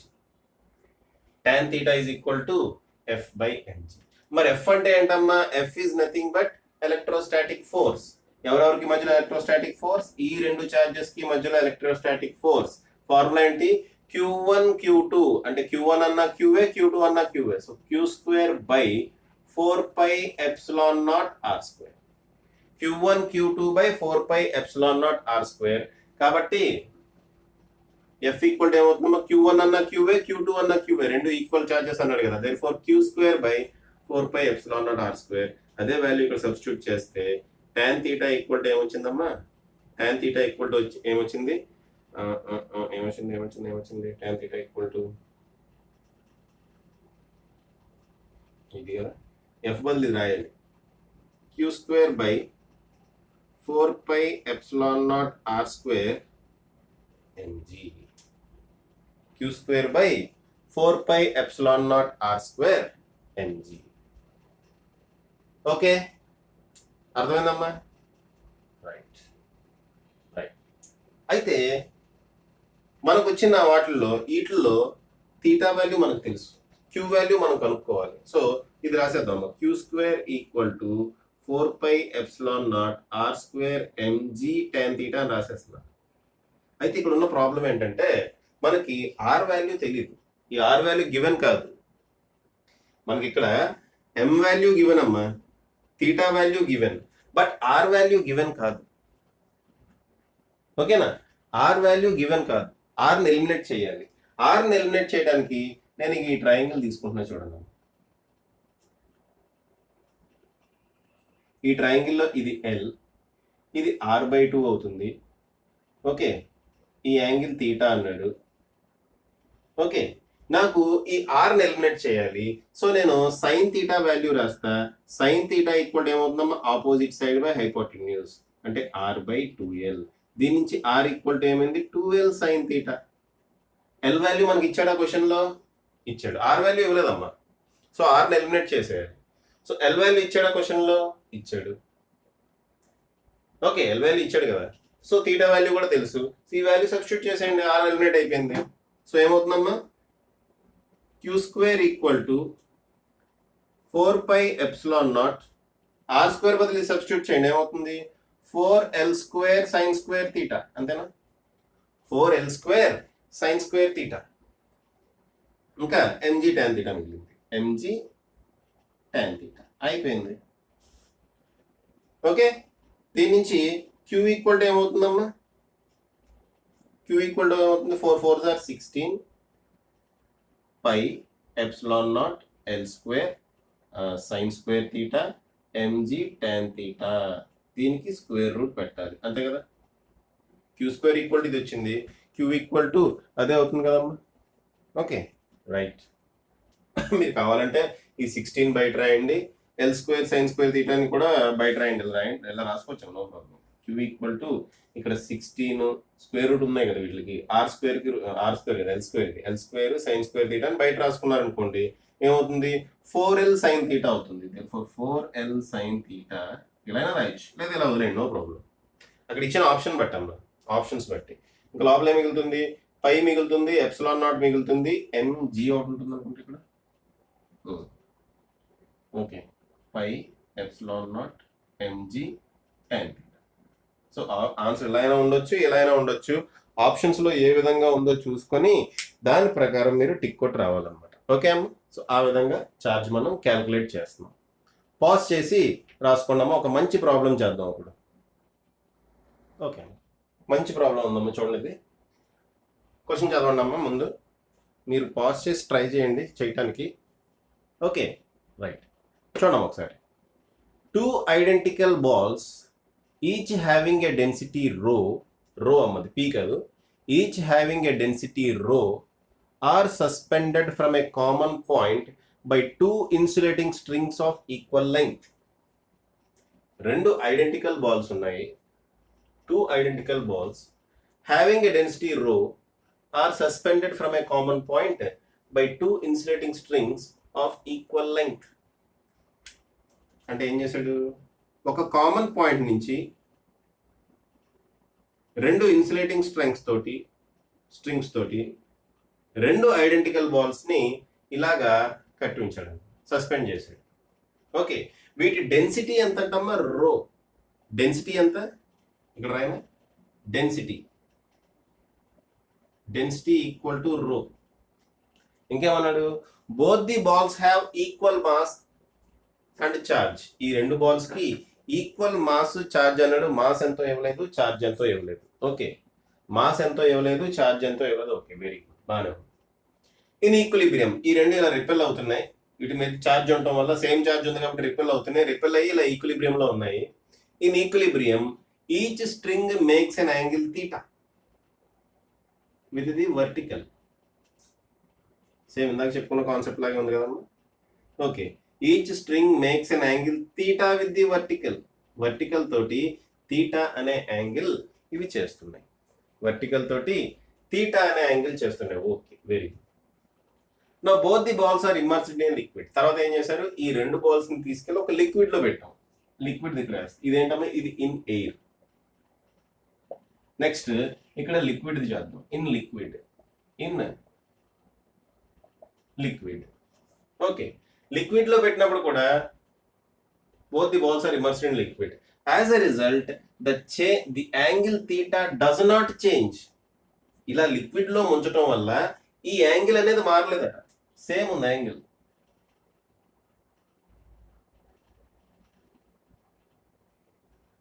Angle same అంటాం, యాంగిల్ థీటా అనేది మారలేదు, it does not change. The density of liquid is sigma. ఇక్కడ డెన్సిటీ ఆఫ్ లిక్విడ్ కూడా ఇచ్చాడు, లిక్విడ్ డెన్సిటీ సిగ్మా. ఓకే, ఈ balls density rho, అక్కడ liquid density sigma.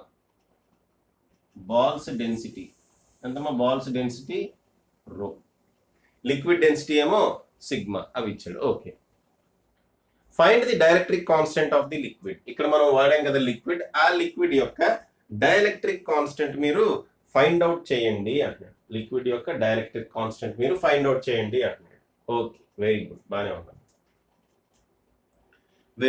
ఉంది. అయితే ఇక్కడ సిచ్యువేషన్ చూడడం, ఇక్కడ సిచ్యువేషన్ ప్రీవియస్ గా మనం చూసిన సిచ్యువేషన్, ఆ రిజల్ట్ వాడుకుందామా మనం. యాక్చువల్గా అదంతా చేయాలి ఇక్కడ, యాక్చువల్గా ఆ పార్ట్ అంతా చేయాలి ఇక్కడ.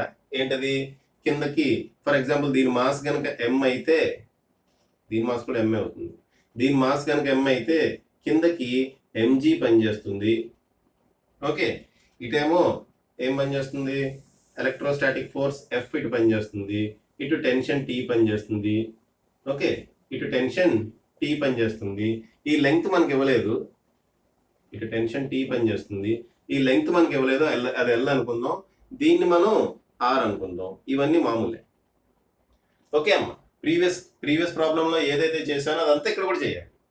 చేస్తే మనకి ప్రీవియస్ ప్రాబ్లంలో మీరు రాసుకుంటే కనుక tan తీటా వాల్యూ ఏమొచ్చిందమ్మా, tan theta equal to Q square by 16 pi epsilon naught L square sine square theta into MG, ఇదేనా వచ్చింది. ఒకసారి ప్రీవియస్ ప్రాబ్లం ఓపెన్ చేసి చూడండి అమ్మా. tan తీటా వాల్యూ ఎంత వచ్చిందో చూడండి. tan తీటా వాల్యూ ఎంత వచ్చింది, Q square by 4 pi epsilon naught into 4r square sine square theta mg అని వచ్చింది. Okay, 4r square sine square theta into mg అని వచ్చింది. నేనేం చేశాను, 4 pi epsilon naught into 4 16 pi epsilon naught అని వేస్తాను. ఇక్కడ యాక్చువల్గా ఏమొచ్చిందమ్మా, 4 pi epsilon naught into 4r square 4l square, L అమ్మ ఇది, ఆర్ కాదు, ఇదేంటిది ఎల్. సో ఆర్తో మనకి సంబంధం లేదు. ఓకే, అర్థం ఏముంది, ఇది ఆర్ అనుకోండి, ఇదేంటమ్మా L. 4 pi epsilon naught into 4r square sine square theta MG వచ్చింది. ఆ రిజల్ట్ ఇక్కడ వాడుకున్నాను. మళ్ళీ అదంతా చేయాలి, చేయటం ఎందుకులే అని చెప్పి ఆ రిజల్ట్ వాడుకున్నాను నేను. ఓకే, అయితే మనకి మాస్ ఇచ్చాడా, ఇవ్వలే. లెంగ్త్ ఎల్ కూడా ఇవ్వలేదు. చూద్దాం ఇట్లా సంగతి ఏంటో చూద్దాం. అయితే మాస్ మనకి ఇవ్వలేదు. అయితే ఈ రెండు ఐడెంటికల్ బాల్స్ అన్నాడు కాబట్టి వీటి వాల్యూమ్స్ వి అనుకుంటా. Okay, let volume of balls be V, mass of balls be M. అప్పుడు డెన్సిటీ రో ఈక్వల్ టు ఏమవుతుందమ్మా, మాస్ బై వాల్యూమ్ అయినా. కాబట్టి మాస్ బదులు ఏం రాసుకోవచ్చు మనం, రో వి రాసుకోవచ్చా. మాస్ బదులు క్రాస్ మల్టిప్లై చేస్తే రో వి రాసుకోవచ్చమ్మా. కాబట్టి ఇక్కడ ఎంజీ బదులు రో విజీ అని రాస్తా. Okay, therefore tan theta equal to, కనపడుతుందమ్మా బోర్డు, కట్ అవుతుందా కింద. tan తీటా ఈక్వల్ టు నేనేం రాస్తా అంటే Q square by 16 pi epsilon naught R square కదా ఎల్ స్క్వేర్, అది L square sine square theta rho V g. Okay, దీని equation 1 అనుకుంటా. దాన్ని ఏమనుకుంటున్నా, ఈక్వేషన్ 1 అనుకుంటున్నా. నాకు కావాల్సింది ఏంటమ్మా, డైరెక్ట్రిక్ కాన్స్టెంట్ క్యాలిక్యులేట్ చేయాలి. ఎవరిది, లిక్విడ్ యొక్క డైరెక్ట్రిక్ కాన్స్టెంట్ క్యాలిక్యులేట్ చేయాలి. ఈ టోటల్ సెటప్ ఇప్పుడు లిక్విడ్ లో ఉంది. ఈ టోటల్ సెటప్ మొత్తం లిక్విడ్ లో ఉంది. ఈ టోటల్ సెటప్ మొత్తాన్ని నేను లిక్విడ్ లో ఉంచాను. లిక్విడ్ యొక్క డెన్సిటీ సిగ్మా, బాల్స్ యొక్క డెన్సిటీ రో. లిక్విడ్ యొక్క డెన్సిటీ సిగ్మా, బాల్స్ యొక్క డెన్సిటీ రో. ఓకే అమ్మా. సో ఇక్కడ నేను ప్రీవియస్ ప్రాబ్లంలో రిజల్ట్ వాడుకున్నా. ఇక్కడ మాత్రం ప్రీవియస్ ప్రాబ్లంలో రిజల్ట్ పనిచేయదమ్మా ఇక్కడ, ఎందుకంటే మనం లిక్విడ్ వాడాము. ఇక్కడ సిచ్యువేషన్ మారిపోతుంది. ఒకసారి చూడండి అమ్మా, సిచ్యువేషన్ ఎలా ఉంటుందో చూడండి. ఈ బాల్ మీద అమ్మా ఇక్కడ క్యూ స్క్వేర్ అని రాసా. క్యూ అంటే ఏంటమ్మా, చార్జ్ ఆన్ ఈచ్ బాల్. అది కూడా వాడు ఇవ్వలే, చార్జెస్ ఇవ్వలేదు. చార్జ్ ఈక్వల్ అన్నాడు కానీ ఇవ్వలేదు. కాబట్టి మనం క్యూ అనుకున్నాం. ఇది క్యూ అనుకుని ప్రొసీడ్ అయ్యాం. యాక్చువల్గా ఛార్జ్ కూడా ఇవ్వలేదు. అంటే మనం ఈ టోటల్ టర్మ్ లో మనం ఏమేమి ఎలిమినేట్ చేయాలో చూడండి. తీటా ఇచ్చాడు, ఓకే, క్యూ ఇవ్వలేదు, ఎలిమినేట్ చేయాలి. ఎల్ వాడు ఇవ్వలే. లెంగ్త్ ఈక్వల్ లెంగ్త్ అన్నాడు కానీ ఎల్ ఇవ్వలేదు. అని ఇచ్చాడా, ఎల్ ఇవ్వలే, అది కూడా ఎలిమినేట్ చేయాలి. ఓకే, ఇంకా రో ఇచ్చాడు, ఓకే, వాల్యూమ్ ఇచ్చాడా, ఇవ్వలే, అది కూడా ఎలిమినేట్ చేయాలి. ఇన్ని ఎలిమినేట్ చేయాల్సినవి ఉన్నాయమ్మా మనకి. ఓకే, ఇన్ని ఎలిమినేట్ చేయాల్సినవి ఉన్నాయి. ఓకే, రైట్ వదిలేండి. ఓకే, సరే. ఇప్పుడు ఈ ఎం అనే దీన్ని ఎం అనే మాస్ అని మనం అనుకుంటున్నాం, వాడు ఇవ్వలేదు. ఎం అనే మాస్ వాడు ఇవ్వలేదు, మనం అనుకుంటున్నాం. మనం అనుకుంటే ఎం ఈక్వల్ టు రో వి వచ్చింది. ఓకే ఓకే ఇప్పుడు దీని మీద ఏమేమి ఫోర్సెస్ పనిచేస్తాయి? ఇది ఇప్పుడు లిక్విడ్ లో ఉందమ్మా. లిక్విడ్ లో ఉంది కాబట్టి చూడమ్మా, ఒక ఫోర్స్ ఎలక్ట్రోస్టాటిక్ ఫోర్స్ ఇటు పనిచేస్తుంది. ఈ ఫోర్స్ వేరు, ఈ ఫోర్స్ వేరు, ఈ ఫోర్స్ వేరు, ఈ ఫోర్స్ వేరు. ఈ ఫోర్స్ ఎయిర్ లో ఉన్నప్పుడు ఫోర్స్, ఇది ఇప్పుడు లిక్విడ్ లో పెట్టాం కాబట్టి ఈ ఫోర్స్ వేరు. కాబట్టి నేను దీనికి ఎఫ్ డాష్ అని పేరు పెడతాను. ఆ ఫోర్స్ నేను ఏం పేరు పెట్టానమ్మా, ఎఫ్ డాష్ అని పెట్టా. ఇంకా ఈ పైకి టెన్షన్ టీ పనిచేస్తుంది, పైకి టెన్షన్ టీ పనిచేస్తుంది. ఇంకా కిందకి ఎంజీ పనిచేస్తుంది. అంతేకాకుండా పైకి బయాన్సీ ఫోర్స్ ఒకటి పనిచేస్తుంది కదమ్మా, ఎఫ్బి అని రాస్తాం. పైకి ఏం పనిచేస్తుంది? Buoyancy force. బయాన్సీ ఫోర్స్ చూడమ్మా, ఒక లిక్విడ్ లో లేదా ఒక ఫ్లూయిడ్ లో మనం ఏదన్నా వస్తువుని ముంచినప్పుడు, ఓకే అమ్మా, ఒక ఫ్లూయిడ్ లో మనం ఒక బాల్ ని ముంచాం, లేదంటే ఈ పెన్ ని ముంచాను ఇలా ఫ్లూయిడ్ లో, ఈ పెన్ మీద కింద నుంచి పైకి ఒక ఫోర్స్ పనిచేస్తూ ఉంటుంది. దాన్నే మనం బయాన్సీ ఫోర్స్ అంటాం. బయాన్సీ ఫోర్స్, బయాన్సీ ఫోర్స్ అంటాం. ఆ బయాన్సీ ఫోర్స్ కూడా పనిచేస్తూ ఉంటుంది. బయాన్సీ ఫోర్స్ ఎంతకి ఈక్వల్ అవుతుంది? బయాన్సీ ఫోర్స్ ఎఫ్బి ఎంతకి ఈక్వల్ అవుతుందమ్మా? Sigma V into G. Sigma అంటే డెన్సిటీ ఆఫ్ లిక్విడ్, వాల్యూమ్ అంటే ఎంత వాల్యూమ్ దీంట్లోకి ములిగింది. ఆ వాల్యూమ్ మనకి ఇవ్వలేదు, మనం వి అనుకున్నాం. ఎంత వాల్యూమ్ ఇందులోకి ములిగింది, ఓకే, సగమే ములిగింది అనుకోండి, సగం వాల్యూమే తీసుకోవాలి. ఇక్కడ టోటల్ వాల్యూమ్ ములిగింది కాబట్టి టోటల్ వాల్యూమ్ తీసుకున్నాం. సో రో విజి, ఇది ఫార్ములా. బయాన్సీ ఫోర్స్ కి ఫార్ములా, అది గుర్తుపెట్టుకోండి. రో విజి బయాన్సీ ఫోర్స్ కి అది ఫార్ములా, ఓకేనా. ఇక్కడ రో అంటే ఏంటమ్మా? రో కదా, సిగ్మా. సిగ్మా అంటే ఏంటిది? This is the density of liquid. V అంటే volume of ball, volume of liquid కాదు, వాల్యూమ్ ఆఫ్ బాల్, ఓకేనా. సో బయాన్సీ ఫోర్స్, ఇంత ఫోర్స్ పైకి పనిచేస్తుంది, ఎంజీ ఏమో కిందకి పనిచేస్తుంది. ఎంజీ బదులు నేను రో విజి అని రాసేస్తా, ఎందుకంటే ఎం అంటే రోవి కదా, ఎం అంటే రోవి కదమ్మా. సో ఎంజీ బదులు నేను ఏం చేస్తున్నాను? రో విజి రాసేస్తున్నా. ఇటు ఎఫ్ డాష్ అనే ఫోర్స్ ఇటు పనిచేస్తుంది. ఇప్పుడు ఈ టెన్షన్ ని నేను 2 కాంపోనెంట్స్ కింద డివైడ్ చేసా అనుకోండి. ఈ టెన్షన్ నేను 2 కాంపోనెంట్స్ కింద డివైడ్ చేస్తే ఇది తీటా. సో పైకి టీ కాస్ తీటా పనిచేస్తుంది, ఇటు టీ సైన్ తీటా పనిచేస్తుంది. ఇదంతా ప్రీవియస్ ప్రాబ్లం లో కూడా చూసాం. ప్రీవియస్ ప్రాబ్లం లో కూడా సేమ్ సిచ్యువేషన్ అమ్మా. అయితే ఇక్కడ ఎక్స్ట్రాగా పైకి బయాన్సీ ఫోర్స్ ఒకటి పనిచేస్తుంది, ఓకే అమ్మా. పైకి ఏం పనిచేస్తుంది? బయాన్సీ ఫోర్స్ ఒకటి పనిచేస్తుంది. ఈ లెఫ్ట్ హ్యాండ్ సైడ్ కి పనిచేసే ఫోర్స్ డిఫరెంట్ ఫోర్స్. ఈ ఫోర్స్ వేరు. ఇదేమో ఎయిర్ లో ఉన్నప్పుడు అప్లై అవుతున్న ఫోర్స్, ఇదేమో లిక్విడ్ లో ఉన్నప్పుడు అప్లై అవుతున్న ఫోర్స్, ఓకే రైట్. సో పైకి పనిచేసే బయాన్సీ ఫోర్స్ ఎంత? రో విజి. ఇప్పుడు మనం ఈ టోటల్ బాడీ ఈక్విలిబ్రియం లో ఉంది కాబట్టి upward force should be equal to downward force, left hand side force should be equal to right hand side force.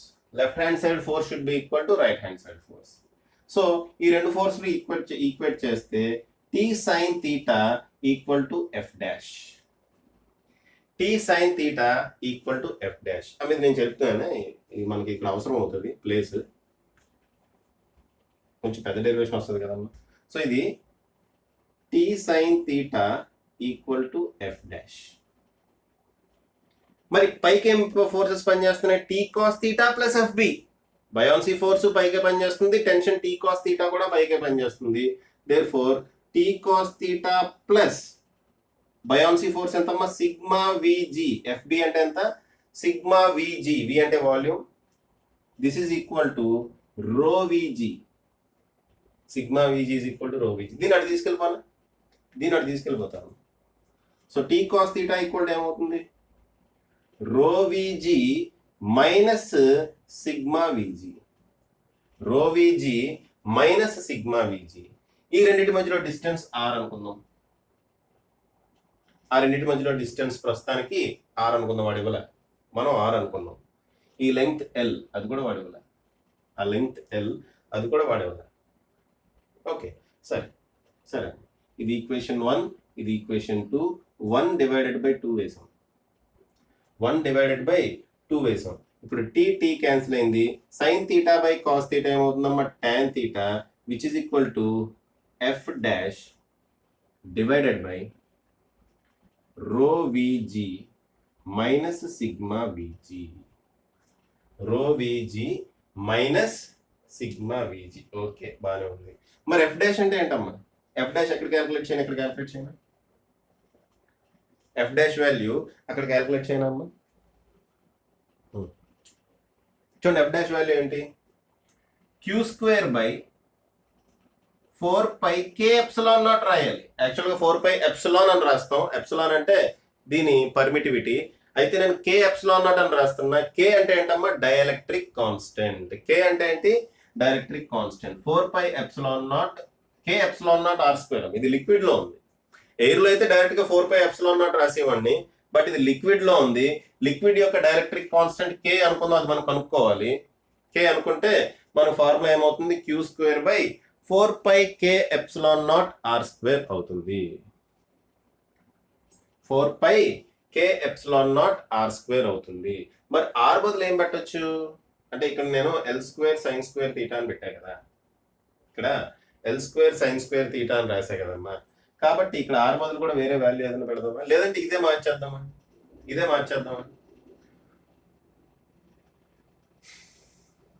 సరే అక్కడే మారుతాం కదా, ఇది ఆల్రెడీ మనం వాడుకున్నాం కాబట్టి రిజల్ట్. యాక్చువల్గా ఎల్ కూడా ఇవ్వలేదమ్మా, యాక్చువల్గా వాడు ఎల్ కూడా ఇవ్వలే.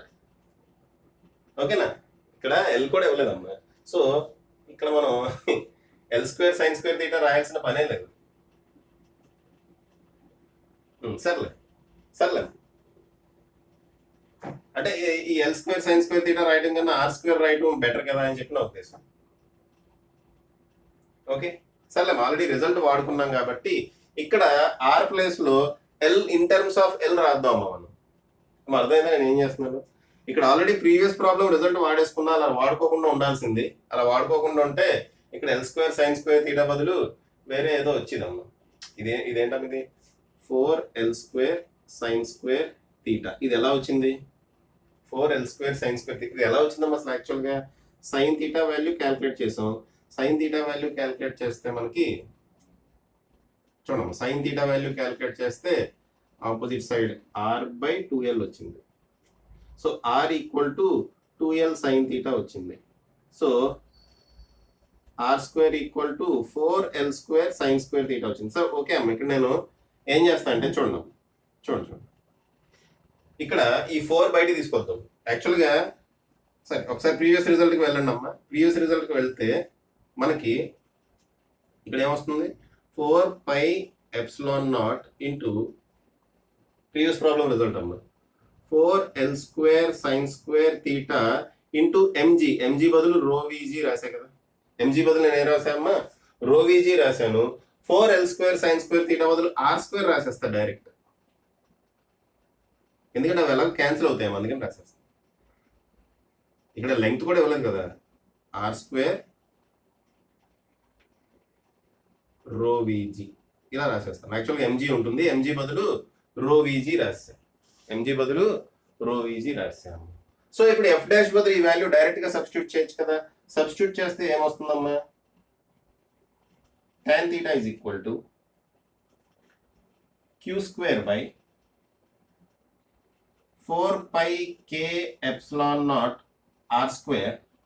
ఎఫ్ డాష్ బదులు రాశాను, మొత్తం రాశాను. ఇంకా డినామినేటర్లో ఏం మిగిలింది, ఇది మిగిలింది కదా, ρVg - σVg. కొంచెం ఇరికించి రాసామమ్మా, అర్థం చేసుకోండి. ρVg - σVg. చూడమ్మా, ఈ వాల్యూ tan θనే, ఈ వాల్యూ కూడా tan θ. ఇది ప్రీవియస్ రిజల్ట్ నుంచి రాశాను. ప్రీవియస్ రిజల్ట్ ఇది ఒకటి ఉంది కదా, ఈ ప్రీవియస్ రిజల్ట్ నుంచి రాశాను. సో ఇది tan θనే, ఇది tan θనే. కాబట్టి ఈ రెండింటిని మనం ఈక్వేట్ చేయాలి కదా. ఓకే అమ్మా, ఇది ఈక్వేషన్ 1, ఇది ఈక్వేషన్ 1, ఇది ఈక్వేషన్ 2 అనుకోండి. ఈ రెండు tan θనే కాబట్టి ఈ రెండు ఈక్వల్ అవ్వాలి కదా. సో ఆ రెండింటిని ఈక్వేట్ చేస్తే 1 = 2. కాబట్టి ఆ రెండింటిని ఈక్వేట్ చేస్తే Q²/4πε0 R² ρVg = Q²/4πk∈0 R² ρVg - σVg. ఏమేమి క్యాన్సిల్ అవుతాయి కొట్టుపడండి, Q² 4πε0 R² ఇక్కడ కే ఉంటుంది, కే క్యాన్సిల్ చేయకుండా అనుకోవాల్సిందే కే. ఓకే ఫైనల్గా ఏం మిగిలింది ఇక్కడ, ρVg పై మొత్తం క్యాన్సిల్ అయిపోయినాయి, ఓన్లీ డినామినేటర్ ఒకటే మిగిలింది. సో ρVg = ఇక్కడ ఏం మిగిలిందమ్మా, k ఇంటూ ρVg - σVg. దీని నుంచి కే వాల్యూ ఏమవుతుంది, అవి దీంట్లో VG కామన్ తీసి క్యాన్సిల్ చేసి పడేయచ్చుగా. ఈ రెండాటిలో VG ఇక్కడ VG కామన్ తీసి క్యాన్సిల్ చేసి పడేయచ్చు కదా. సో క్యాన్సిల్ చేస్తా. సో k = ఏం మిగిలిందమ్మా మనకి, k = ρ/ρ - σ. ఫినిష్, ρ/ρ - σ.